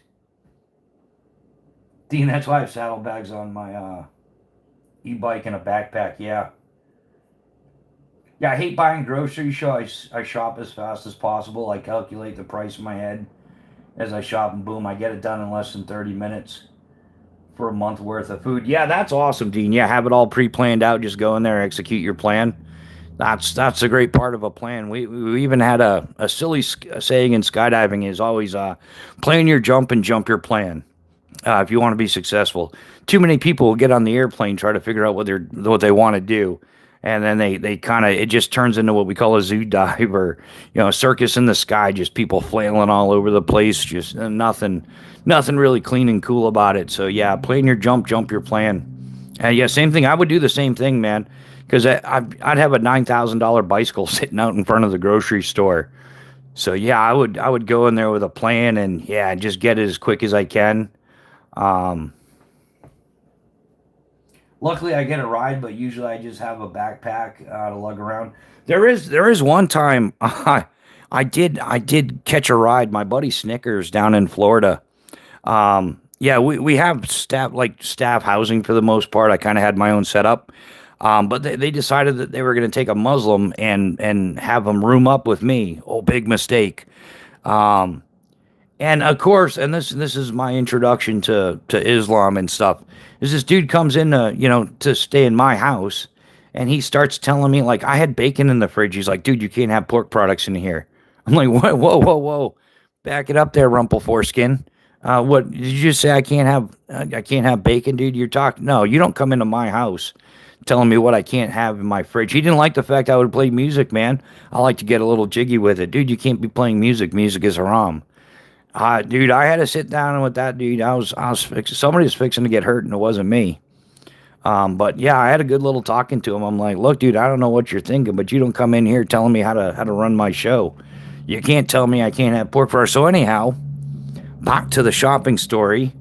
This dude's trying to tell me all this stuff, and I'm like, it's just not happening. So I talked to my buddy Snickers. I'm like, look, man, do you mind if we take your car over to the store? I'd like to buy some products. And he goes, oh, what do you need? And I'm like, well, I don't really need anything, but I want every type of pork product you could possibly buy. I'm gonna put it all in my fridge. I want a couple packages of bacon. I want thick country cut maple bacon. I want, a couple different types. And so he's like, he knew what was going on, so he was in on it. So yeah, we went to the store, and I'm grabbing like, some pork sausage, pork breakfast sausage, some bacon. I got a pork shoulder, for pulled pork. I got some pork ribs, and he's like, dude, I got the perfect plan. I'm like, what? He just goes running off. He's a little bit goofy, skydiver type. And he comes back with like an armful of like a half a dozen bags of pork rinds. He's like, dude, you can put these in the snack cabinet. I'm like, right on, brother. Yeah, so yeah, we bought a grocery cart full of pork products, and I brought it home. And of course, we found some good music to listen to while we were putting the groceries away and everything. But um, I tell him where the door is.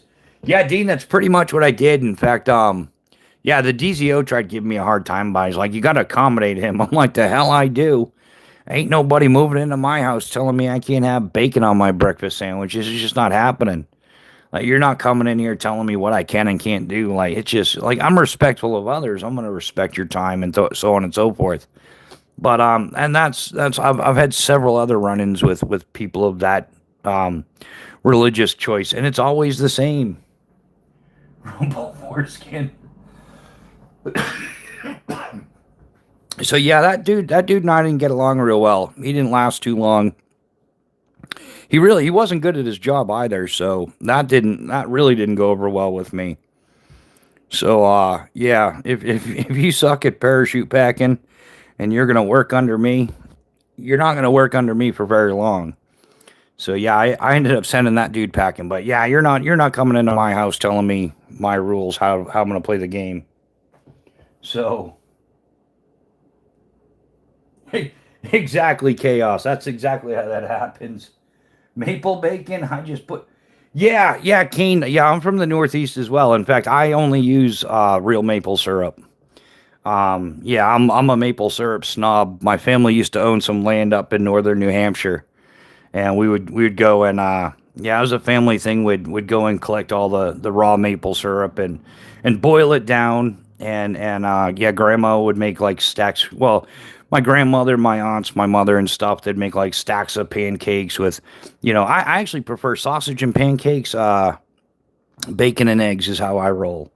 So but in Florida, it's hard to get your hands on some real maple syrup, and I was mostly the 100% of that purchase was out of spite.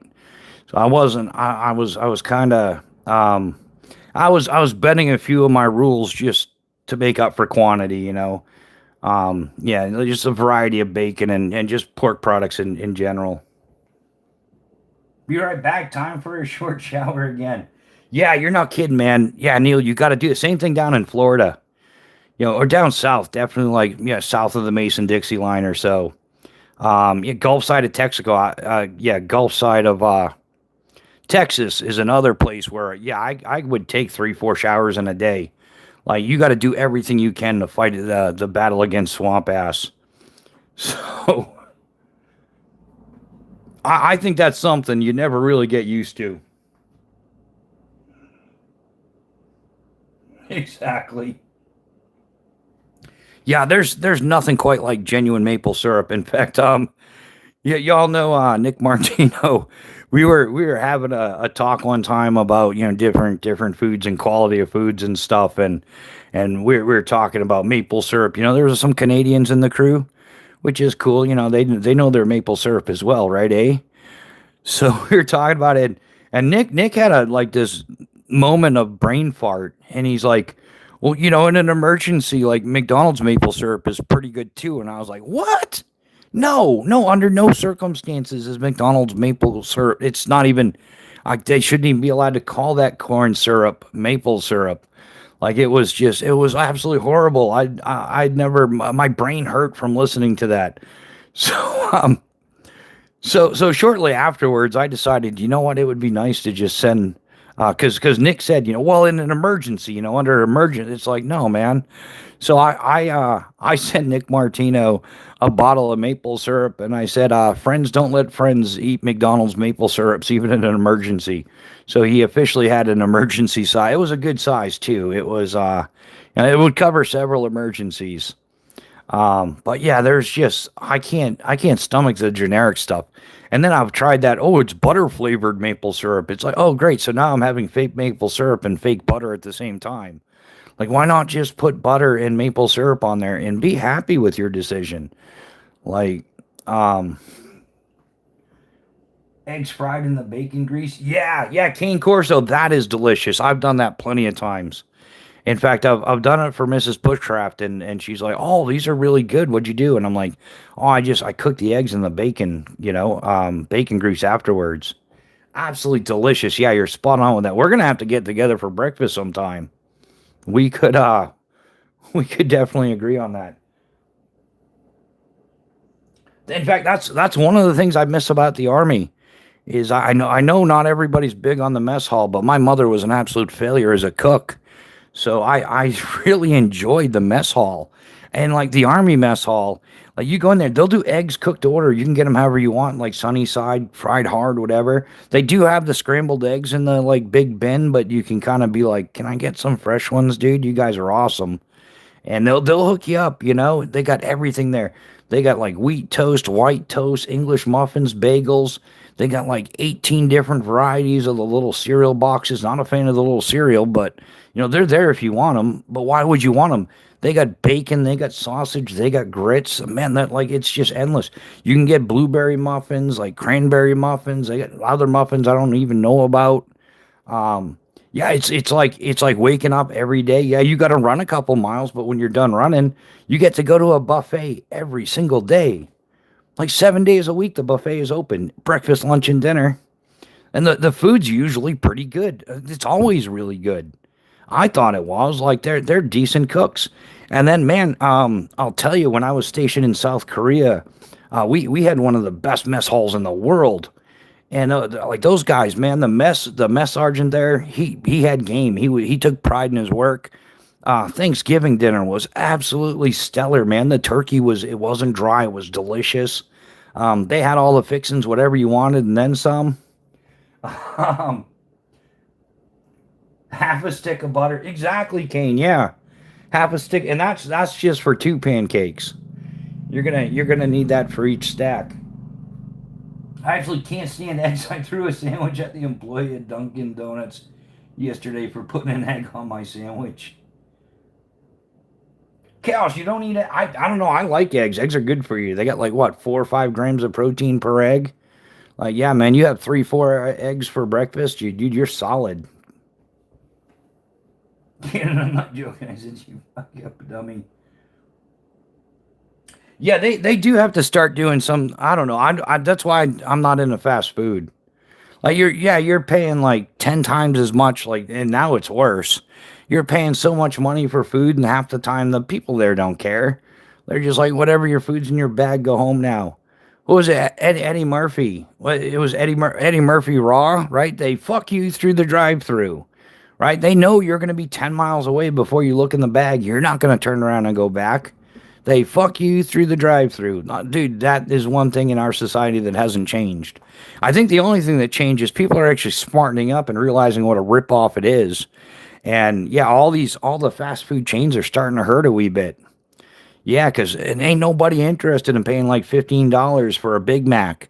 Like, there's no way I'm buying a hamburger where the pickle is thicker than the hamburger. Like no, it's a hamburger, and then there's some condiments on top. Some of it's garnish, whatever. Put a little rabbit food on there, whatever makes you happy. I don't care. Put a slice of cheese or two on there. But yeah, they're down to like it's burger flakes. Like to get a real like if you went to McFatty's and you were gonna get like a burger, like in my opinion of a burger, you would need like 8 of those patties stacked on top of each other, then one bun. Eggs rich in fatty amino acids. Exactly. Yeah, the health benefits from eggs are phenomenal. Yeah, it literally is a great way to start the day. And that is one thing I miss about the mess hall. Like, I didn't have to no dishes to do. I didn't have to cook. I didn't have to do dishes. I just had to sit down and enjoy my meal. I had to give the last 4 of my social security number every time you went through the mess hall line, though. No big deal. It's free every time. It didn't cost me a dime. Just give them the last 4 of my social security, right on, man. And the interesting part is when they realize you're enjoying the food and you appreciate their work and you like genuinely, hey, thanks, private. Those were some great eggs, man. Cooked absolutely perfect. I thoroughly enjoyed them. In fact, sometimes I would go like there was other exits for the mess hall, but I would go back through the mess, like backwards through the line. I wasn't getting anything, but I'd walk the other way through and be like, hey, mess sergeant, thanks, man. That was some great chow. Totally hit the spot. And then the guys cooking it. Hey, show a little appreciation goes a long ways. Stop by the barracks, man. Drop off a case of beer to the barracks. I'll tell you, man. That's how you get out of because the eggs that they put in the big tin, some of them get a little green. Like those aren't the eggs you really want. Like I love the eggs, but yeah, man, you bring those guys a case of beer or something on a Friday night and be like, hey, thanks for cooking. We appreciate you. When you're in the mess hall the next day, they're like, yeah, man, I'll scramble you up some cooks. Yeah, but it's gonna be fried hard, but they messed it up. But yeah, great group of people, man. The mess hall, people that work in a mess hall, and I'm pretty sure on any military post, they do outstanding work, man. And they got a tough job to do. They work crazy hours. Some of those guys are showing up to duty at like 2 o'clock in the morning, so we can show up for breakfast at 7:30. And like I said, the holiday meals, man, they were always good. Like Thanksgiving, Christmas dinner, the whole 9 yards. Um, I make it blatantly clear: croissant, sausage, and cheese, no egg. No egg, no egg. Yeah. Chaos. Yes, we used to go to, like Wendy's or something like that. And I would get a hamburger. A hamburger. I'd like a hamburger. They offer this. I know McDonald's offers it. Burger King offers it. Wendy's. They all offer a hamburger. And for some reason, they always put cheese on mine. And I'd be like, at what point did you, like, I didn't say cheeseburger. I said hamburger, just a hamburger. That's it. How did I end up with cheese? And you just got to wonder, like, are these people paying any attention at all? And probably not. Yeah, you never know, man. They're probably whacked out on Xanax, right? They're like, I got anxiety, and the only way I can go to work is if I'm tripping balls on Xanax. Um, so yeah, you got somebody probably whacked out on Xanny bars trying to make a sandwich. I don't know, man. I don't get it. Even more health benefits if you drink them raw, preferably fresh off the farm. Yeah, I've gotten fresh eggs. And I've been fortunate enough to live a few places where we had a local farmer's stand, and you can get fresh eggs. I did do some of the raw eggs thing, but just not a fan. Um, I can do it, but it's just not enjoyable for me. Yeah, just not a thing. Yeah, but you are right though. Yeah. In fact, you got to be careful how you cook your eggs because if you cook them too hot, then the heat destroys a lot of the benefits of the egg. Like yeah, some of the amino acids or something. Um, yeah, Wendy's they're not paying attention and they always ask you like you're yeah. Last time we went to Wendy's, man, we went to the one here in town, and the dude screwed up the order and he starts talking about how his back hurts and he's got to take painkillers and stuff and I'm like, dude, I just want my dinner. I'm not here for a therapy session. I'm not your therapist. I don't want to hear about your problems. That has nothing to do with anything. Like if you're that incapable of working, then forego your job to somebody who's capable. Like make it make sense, yeah. But the dude was so out of control that their corporate office is over. It's by Rockingham. Yeah, it's right over by the main state line. I took the time to call up their main corporate office, because they're franchised out. I called up the corporate office. I said, "Look, man, I'm not irate. I think that you should be aware of this. Like this is the kind of person that you have as a manager at your store. He openly admits that due to his prescription drugs and his back pain, he's incapable of accomplishing his job. He also suffers from anxiety and a whole bunch of other things, which he's on medications for. He's the manager and he can't handle confrontation. And I wasn't like being confrontational.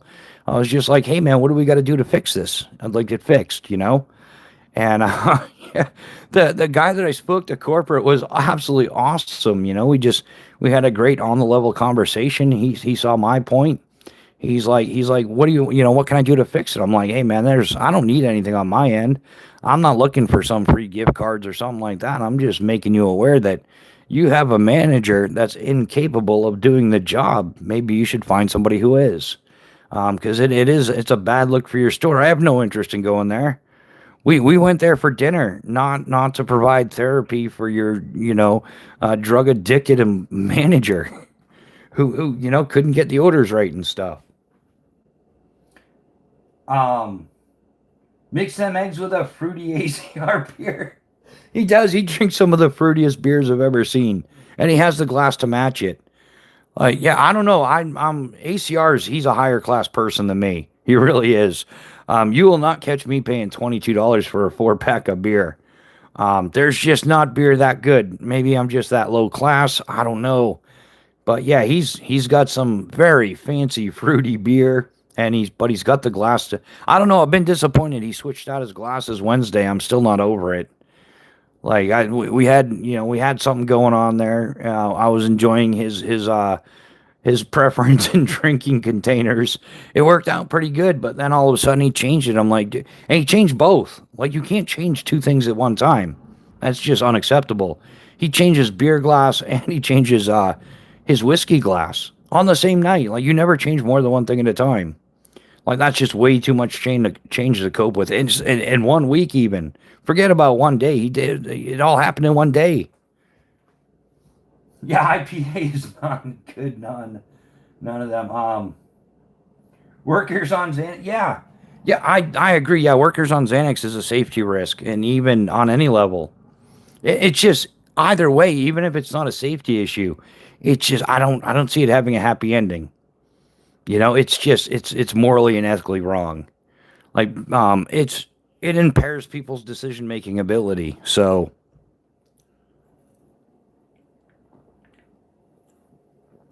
I mean, if that's the case, why doesn't everybody just get tie one on and go to work?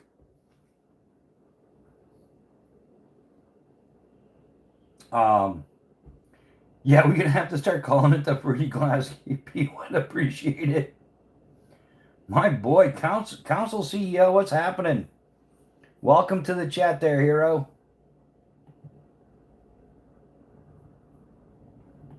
How are you doing this amazing Friday evening? Hopefully you're doing well.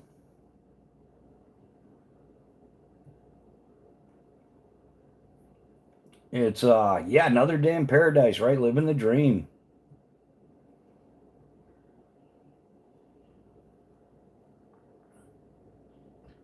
Yeah, but ACR cracks me up. He really does. He out there today kayaking in circles. I'm wondering how much of it was on purpose. I know it was the wind. Like I've done my fair share of paddling. I prefer whitewater paddling. It's been a few years since I got out there and got some done, but I do enjoy it. But yeah, he was an absolute riot. It's like, dude, you could have turned that into like a MasterCard commercial. I think I did. It's like, yeah, kayak $900, paddle $100, PFD flotation device $60. Um, Kayaking with ACR priceless. For everything else, there's MasterCard. Um, but yeah, ACR, man, he's got a great sense of humor though. He really does. I thoroughly enjoy his lives. Um, and yeah, I do. He's a great guy to have a conversation with. Yeah, the pedal kayaks, those seem kind of cool. Man, I prefer a kayak or a canoe if I were going out fishing. I do prefer a kayak or a canoe over like a large boat. You can get into all those little side spots where, the bigger boats can't go. Like you can go where the fish are at.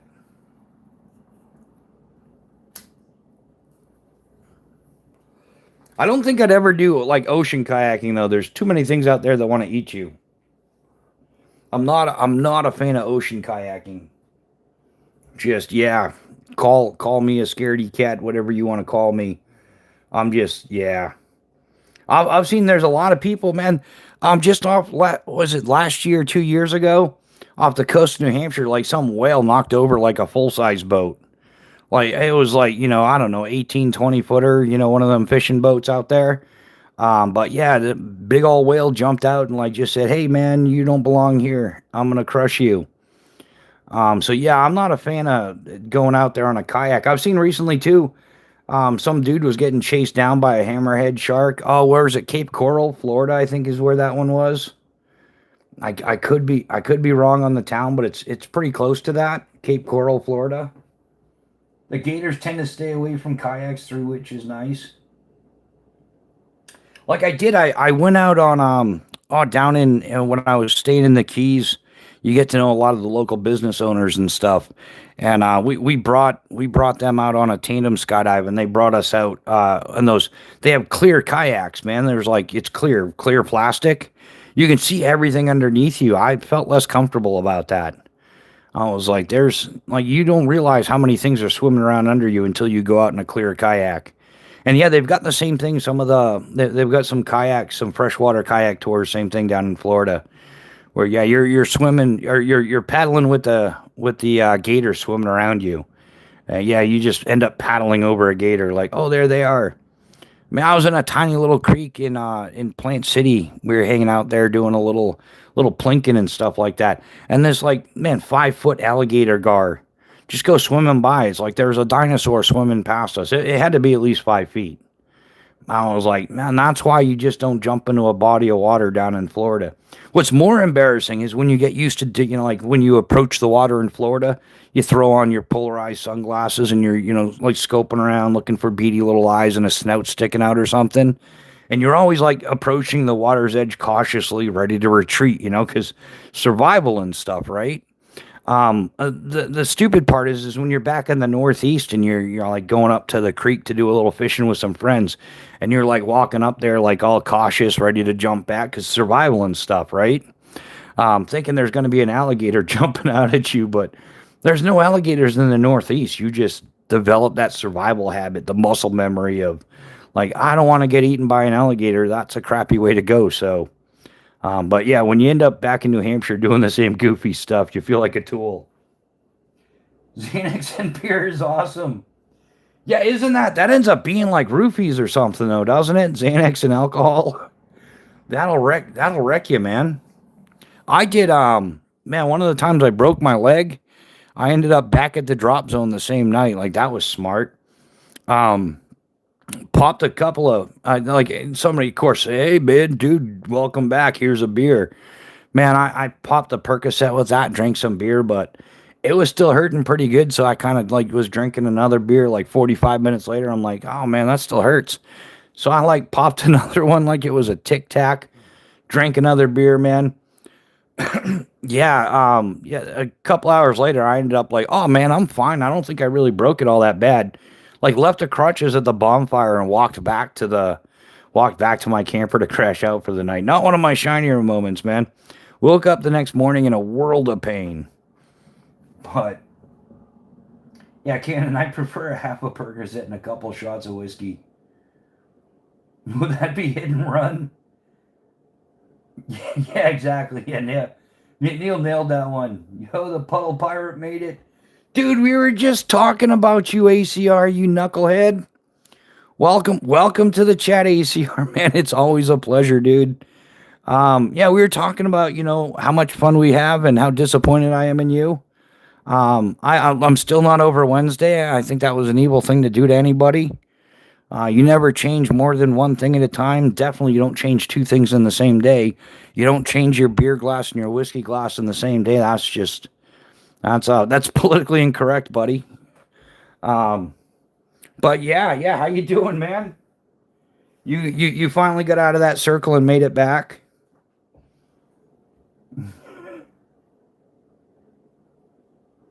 It is. It's bad policy. It is. It's bad everything. The universe will not unfold in your favor for your actions. Yeah, you are. I've seen some crazy stuff in my time, but ACR, changing your beer glass and your whiskey glass in the same night is just, it's not cool, man. It's not. And I don't know. At some point, I'll maybe forgive you, but yeah, for those that don't know, ACR, I think you're the only Coast Guard um, yeah, which isn't, we almost, I think, like in my family, we've got plenty of Marines, right? Because I guess maybe we're low IQ in general as an overall family. We've definitely got some Air Force people. We got some West Point graduates. I've got two cousins that graduated West Point. I was Army myself. We got plenty of Army guys. We got some Navy guys as well. But I had a cousin that was talking about joining the Coast Guard. I don't know if he did because we kind of like, we uninvited him. We stopped inviting him. We're like, seriously, man. So I don't know if he ended up going in or not. I think he did because we haven't talked to him now. It's been like 30 years.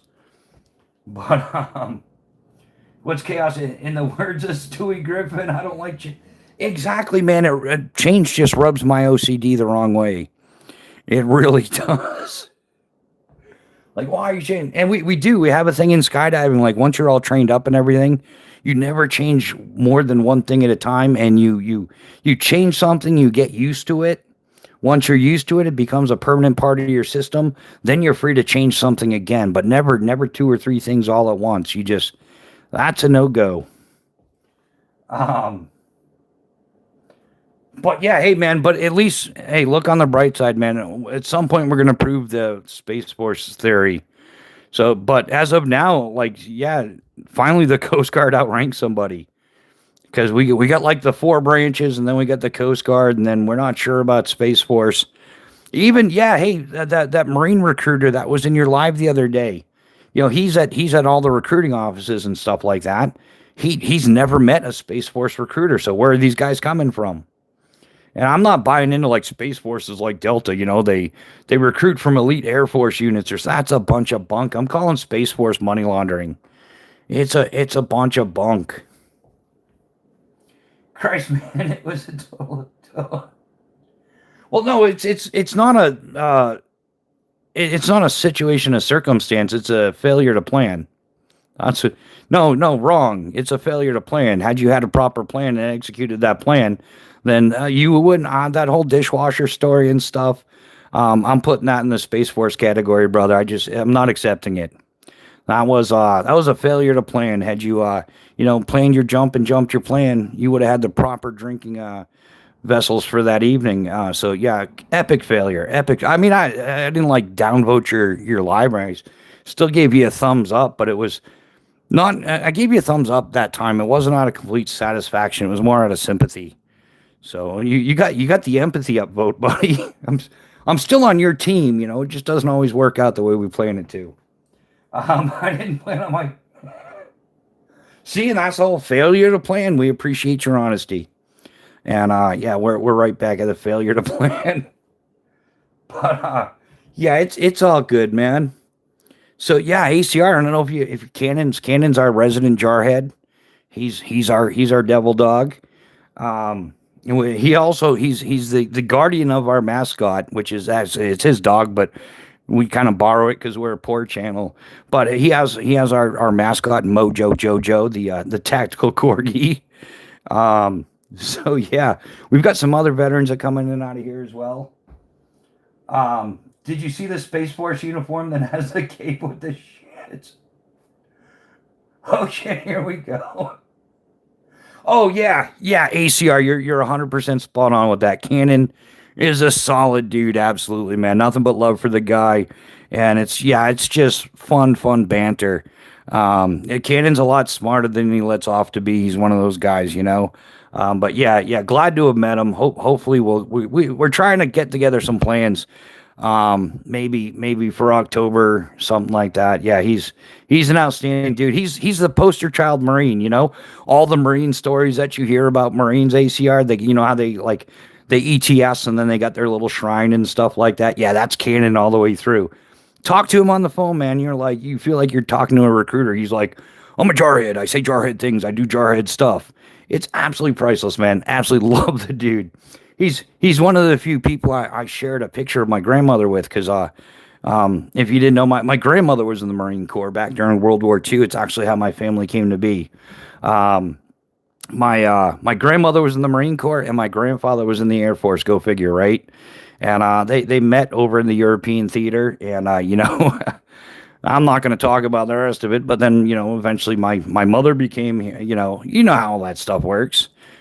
It happens more often than people that aren't in the Coast Guard, but um, yeah, it is. It's badass. It's a little freaky too, you know, because my grandmother was like textbook grandmother. You know, she's like sweet and is like she'll bake you cookies and do all that stuff. But dude, if you piss her off, she goes full jarhead. Like back, yeah, Gen X, man. Remember that some stupid kid on the playground be like, "Your grandmother wears combat boots." It's like, yeah, she does, dude. You might want to be polite because she'll stomp your skull in with those combat boots. So, but hey, man, you're on your own, dude. I'm not helping you out of this one. You dug your own hole.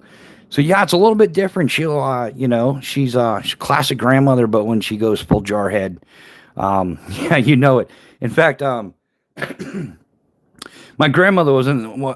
She told me years ago. She's like, look, we were discussing stolen valor and stuff like that. And she goes, look, if you ever meet a Marine and they take offense to any of the Marine Corps nicknames, like if somebody's claiming to be a Marine and you call them a leatherneck and they get offended, stolen valor. If you call them a devil dog and they get offended, stolen valor. If you call them a jarhead and they get offended, stolen valor. So it's a nice little test. If it's a genuine Marine and you're like, hey, jarhead, they're like, what's up? Then you know they're legit. But if they're like, how dare you call me that? Then you're like, all right, stolen valor, chud. Like maybe you might want to drop the act, pal. ACR, if you think I'm funny on live, you should hear me on the phone. Cannon Bushcraft. Yeah, Chaos is a riot as well, yeah. Yeah, there you go. There's some more Texas stuff. Who's gonna wear the horns? Uh, oh crap, we're gonna link up. That's a definite. Cannon. Now remember, be gentle with the Coast Guard guys. You can't go swatting them around like your Marine buddies. They're not quite as robust. You might hurt them. So just play nice in the sandbox. That's all I'm saying. I'm glad. Kid, we have a Texas meetup in November, bro. Ratcliffe Recreational Area.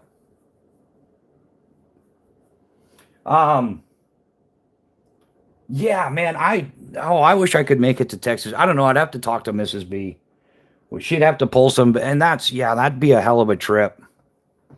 Um, bro, I'm fat too.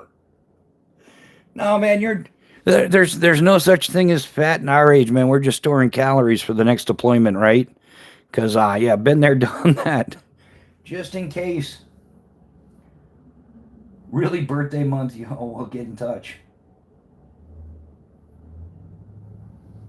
Um, oh, what's this? If you give them marine crayons and they don't take, they're a fraud. Yeah, that's another good test, man. And they all got their favorite flavor. Don't mix them up. In fact, it's a great way. I'm gonna host a series here on YouTube, How to Train Your Marine. And the trick is you got to have a good supply of their favorite colored crayons, and that way there it's like Canon, behave for the live, and you can have this when we're done. You know, you can't get them all at once, one at a time. But yeah, we keep a couple of red crayons just for Canon because we care.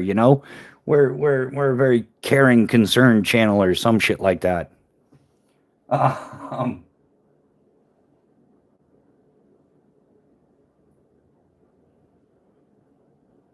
yeah, I don't know. What is the Coast Guard like? That's interesting. Yeah, I don't even know what the Army likes. What am I talking about? That's what makes a Marine so special. They're just simple like that. They don't even need new gear. They're just like, man, as long as we got something, we'll yeah, just deploy us, man. I got boots and a boonie. Let's go. Shit, the 14th of November, Cannon.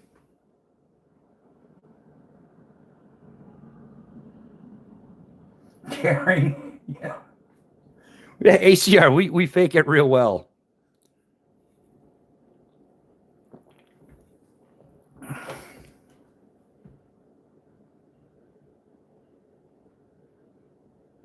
Yeah, I wonder how much the lag is. I'm trying to keep up with everybody. But yeah, the lag is yeah, you have to have feelings for somebody to hurt them. Dude, I think most of Gen X, we sold that shit by kindergarten.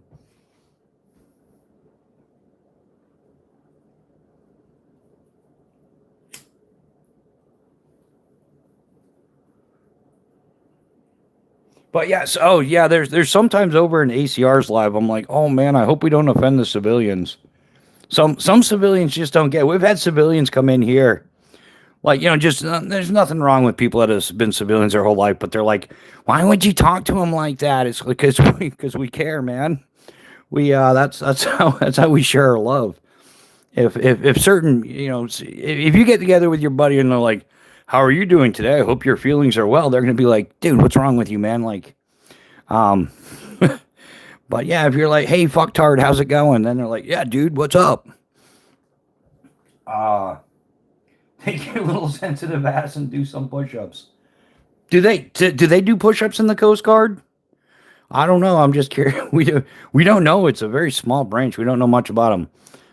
But the sad reality is the Coast Guard has the Guardian. They have their own movie, man. Being a field artillery man, we don't have no field artillery movie. There's no like, yeah, the king of battle, rawr.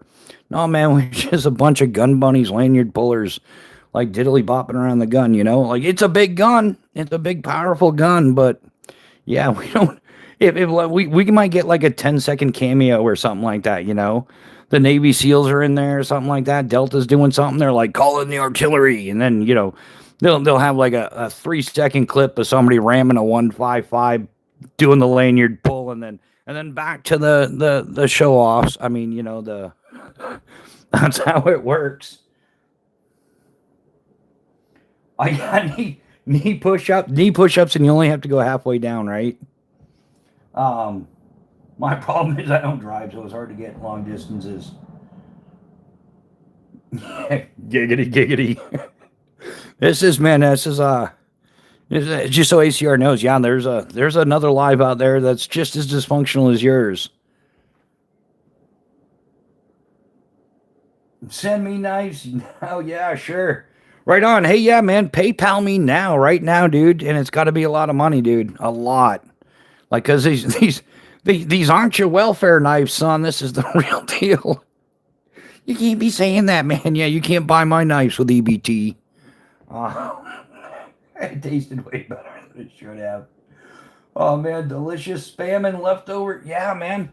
There's nothing like a spam witch, right? That's some 1980s camping food there. Spam and spaghettios, and for dessert we're gonna have a couple of Slim Jims.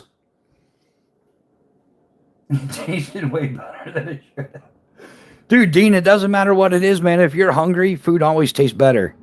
Like sometimes, man, if you're just not enjoying food, just man, fast for a day or two. Like wait until you're really hungry. You can make this simple fried bologna sandwich. Now is in like, the gourmet category. Like, did Gordon Ramsay make this bologna sandwich? Yeah, dude. The hungrier you are, the better food tastes. I think that's a universal, like, well-known rule. Oh, we might be acquiring Target, gentlemen. Oh yeah, Cannon. You know how it is, man. Fire at will, but no friendly fire. Friendly fire bad. But yeah, otherwise fire at will, guys. You know the rules here. We don't tolerate tools. It tasted for dessert, tears of commies. Yeah, and you could fill up that fancy little glass with tears of commies. Dude, I'm done with the commie movement here. The socialist, Marxist, communist stuff.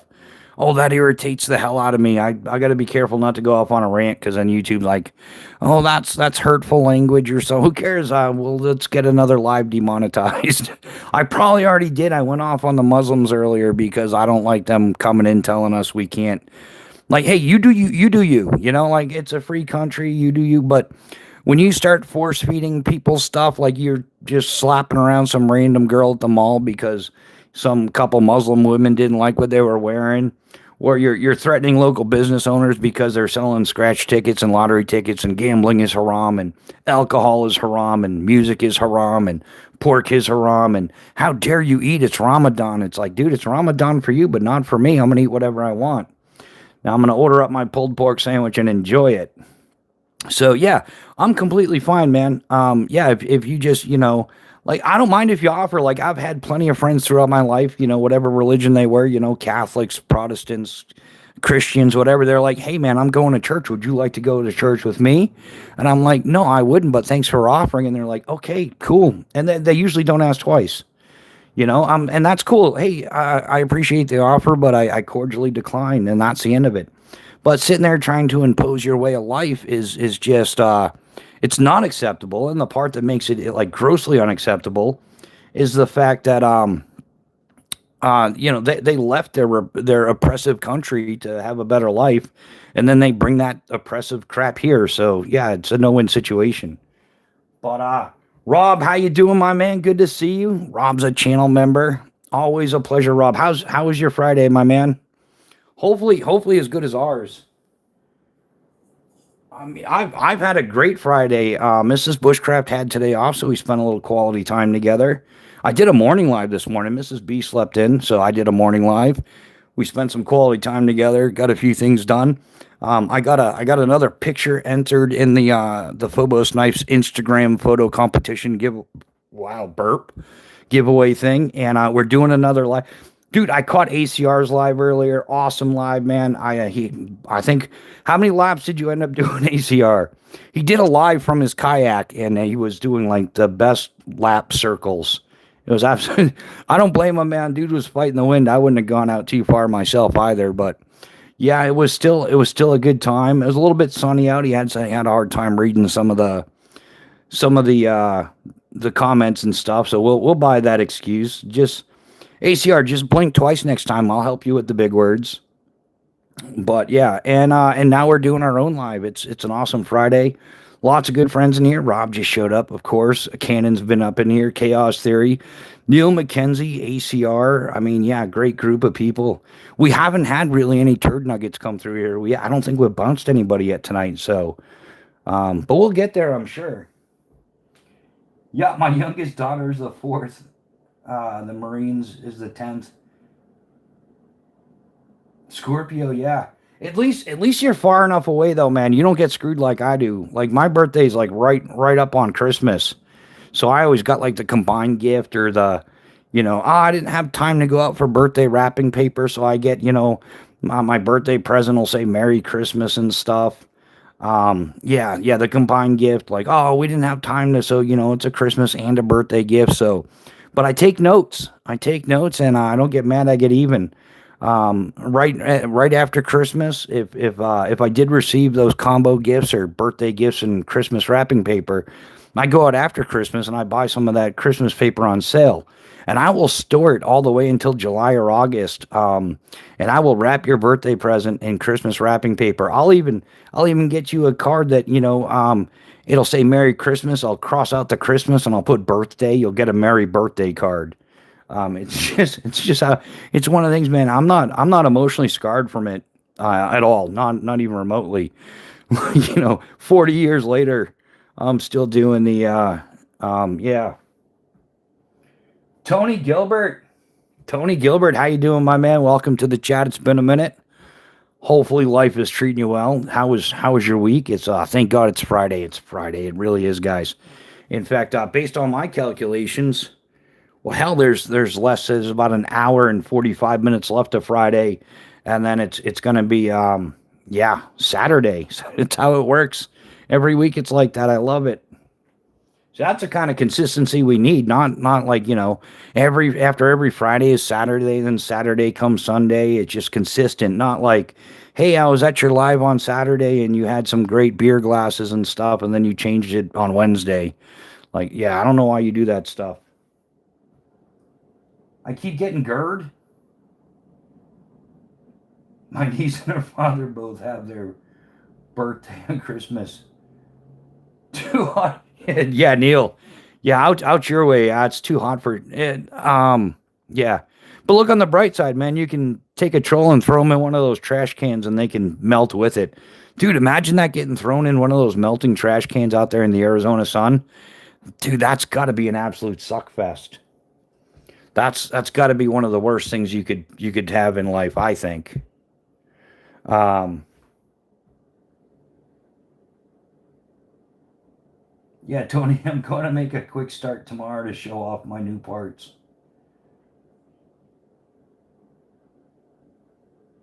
Yeah, man, Arizona, it does. Yeah, Arizona sun melts everything, man. Yeah, business signs, the recycling bins, yeah, even like car taillights. I've seen pictures of that. And Nevada's not much better. And Nevada will cook things just as quickly. Yeah, that whole southwest area, man, it gets hot.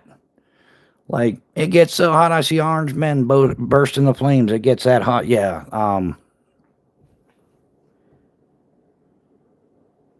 Chaos. If someone wasn't in the know, well, that would sound really weird.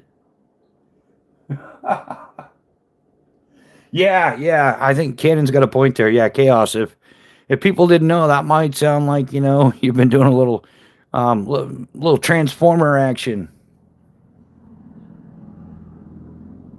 Yeah, Neil, more power to you. I don't know how you do it. I've spent my time out there, but yeah, I don't. I'm not there. There's a reason for it.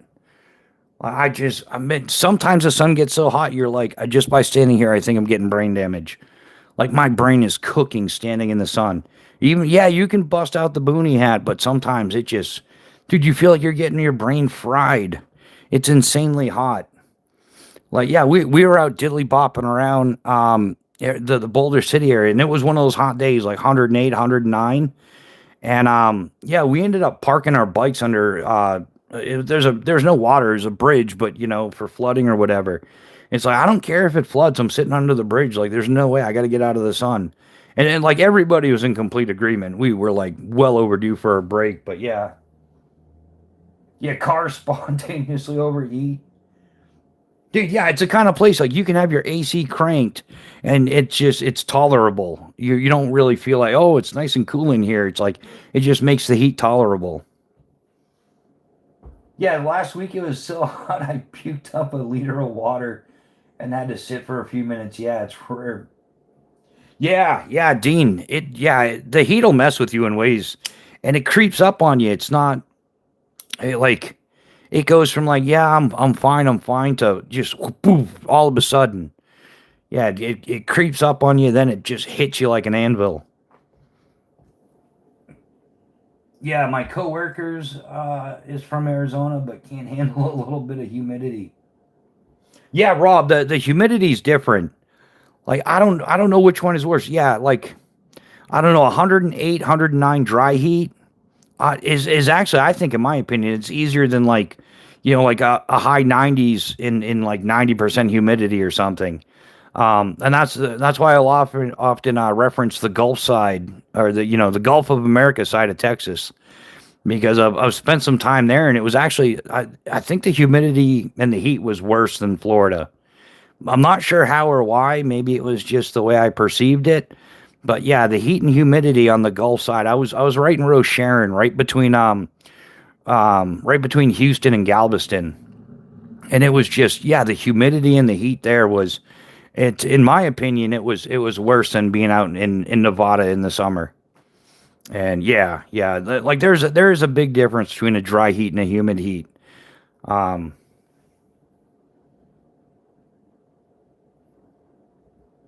yeah, humidity sticks. Yeah, yeah. We live with a tin roof inside the house. It was 81 degrees outside the house. It was 105. Oh, that's right. How do you sleep in that can? Well, we know it's just a jarhead thing, but yeah, it's it is ACR. It's hot there. It's not hot here. It was hot here in New Hampshire today. It was like 84 or something, I think was the temperature. 84 degrees. I think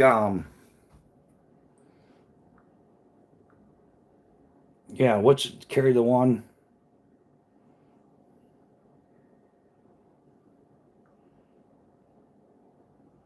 Yeah, it's currently 64 degrees. It was 84 degrees was the high today. Nice little breeze though. It felt like 74 to be honest. It wasn't all that bad. It's going to be 54 degrees tonight. That's Fahrenheit, of course. Yeah, tomorrow it's going to be a scorcher as well, 84.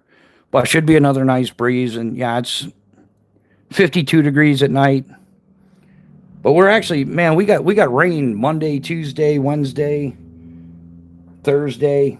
Yeah, so we got a bit going on here and there, but it's all doable.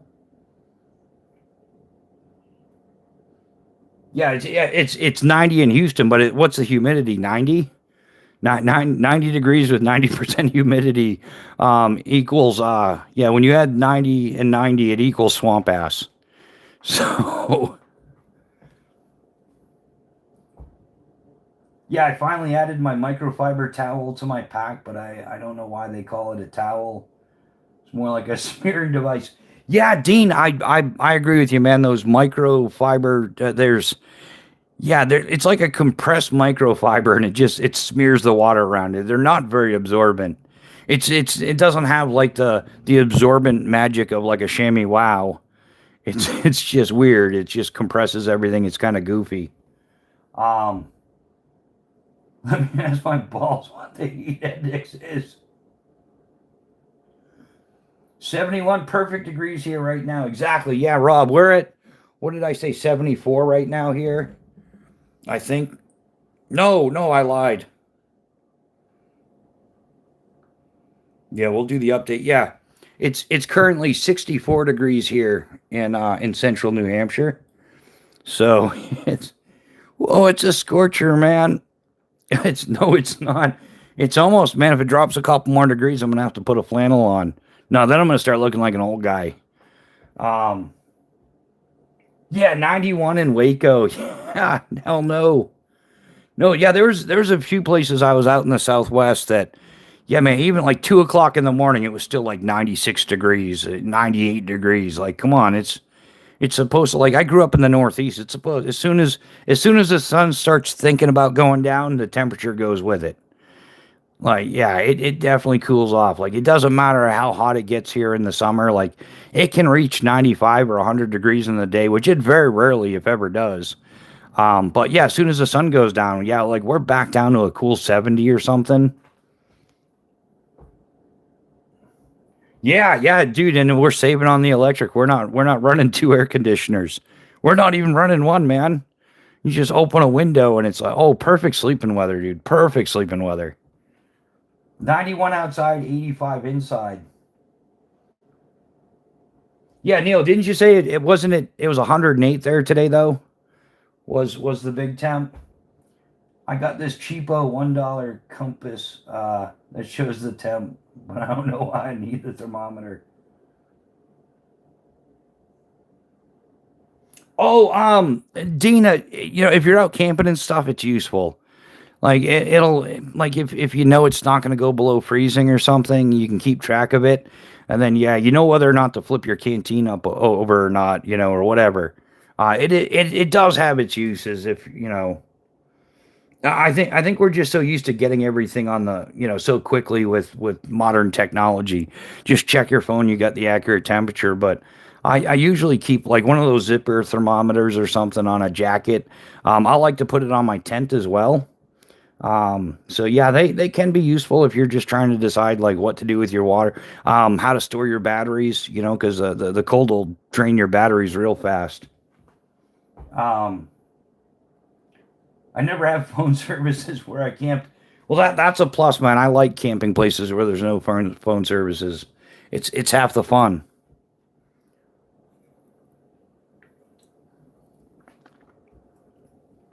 But yeah, we'll probably get more going.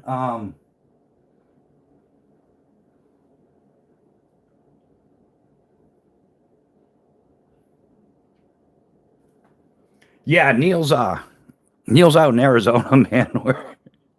Yeah, it's hot, man. It gets crazy hot out there. But yeah, guys, I'm gonna wrap this one up. We're kind of like at the 2.5 hour mark. Thanks everybody for hanging out. Definitely appreciate everybody being here. Thanks to all the moderators for keeping the trash out. We didn't have any trash really today. Thanks to all the channel members. Thanks for supporting this shit show. We definitely appreciate you. You guys definitely make a lot of things on this channel possible. And we definitely appreciate everybody here. All the subscribers, everybody who stops by to watch. Thanks for your time. We definitely appreciate it. Guys, we know it's getting stupid out there, so pay attention, stay alert, stay alive, keep your head on a swivel. Situational awareness is everything. And by all means, guys, stay frosty. We will see you on the next one. Be well, everybody.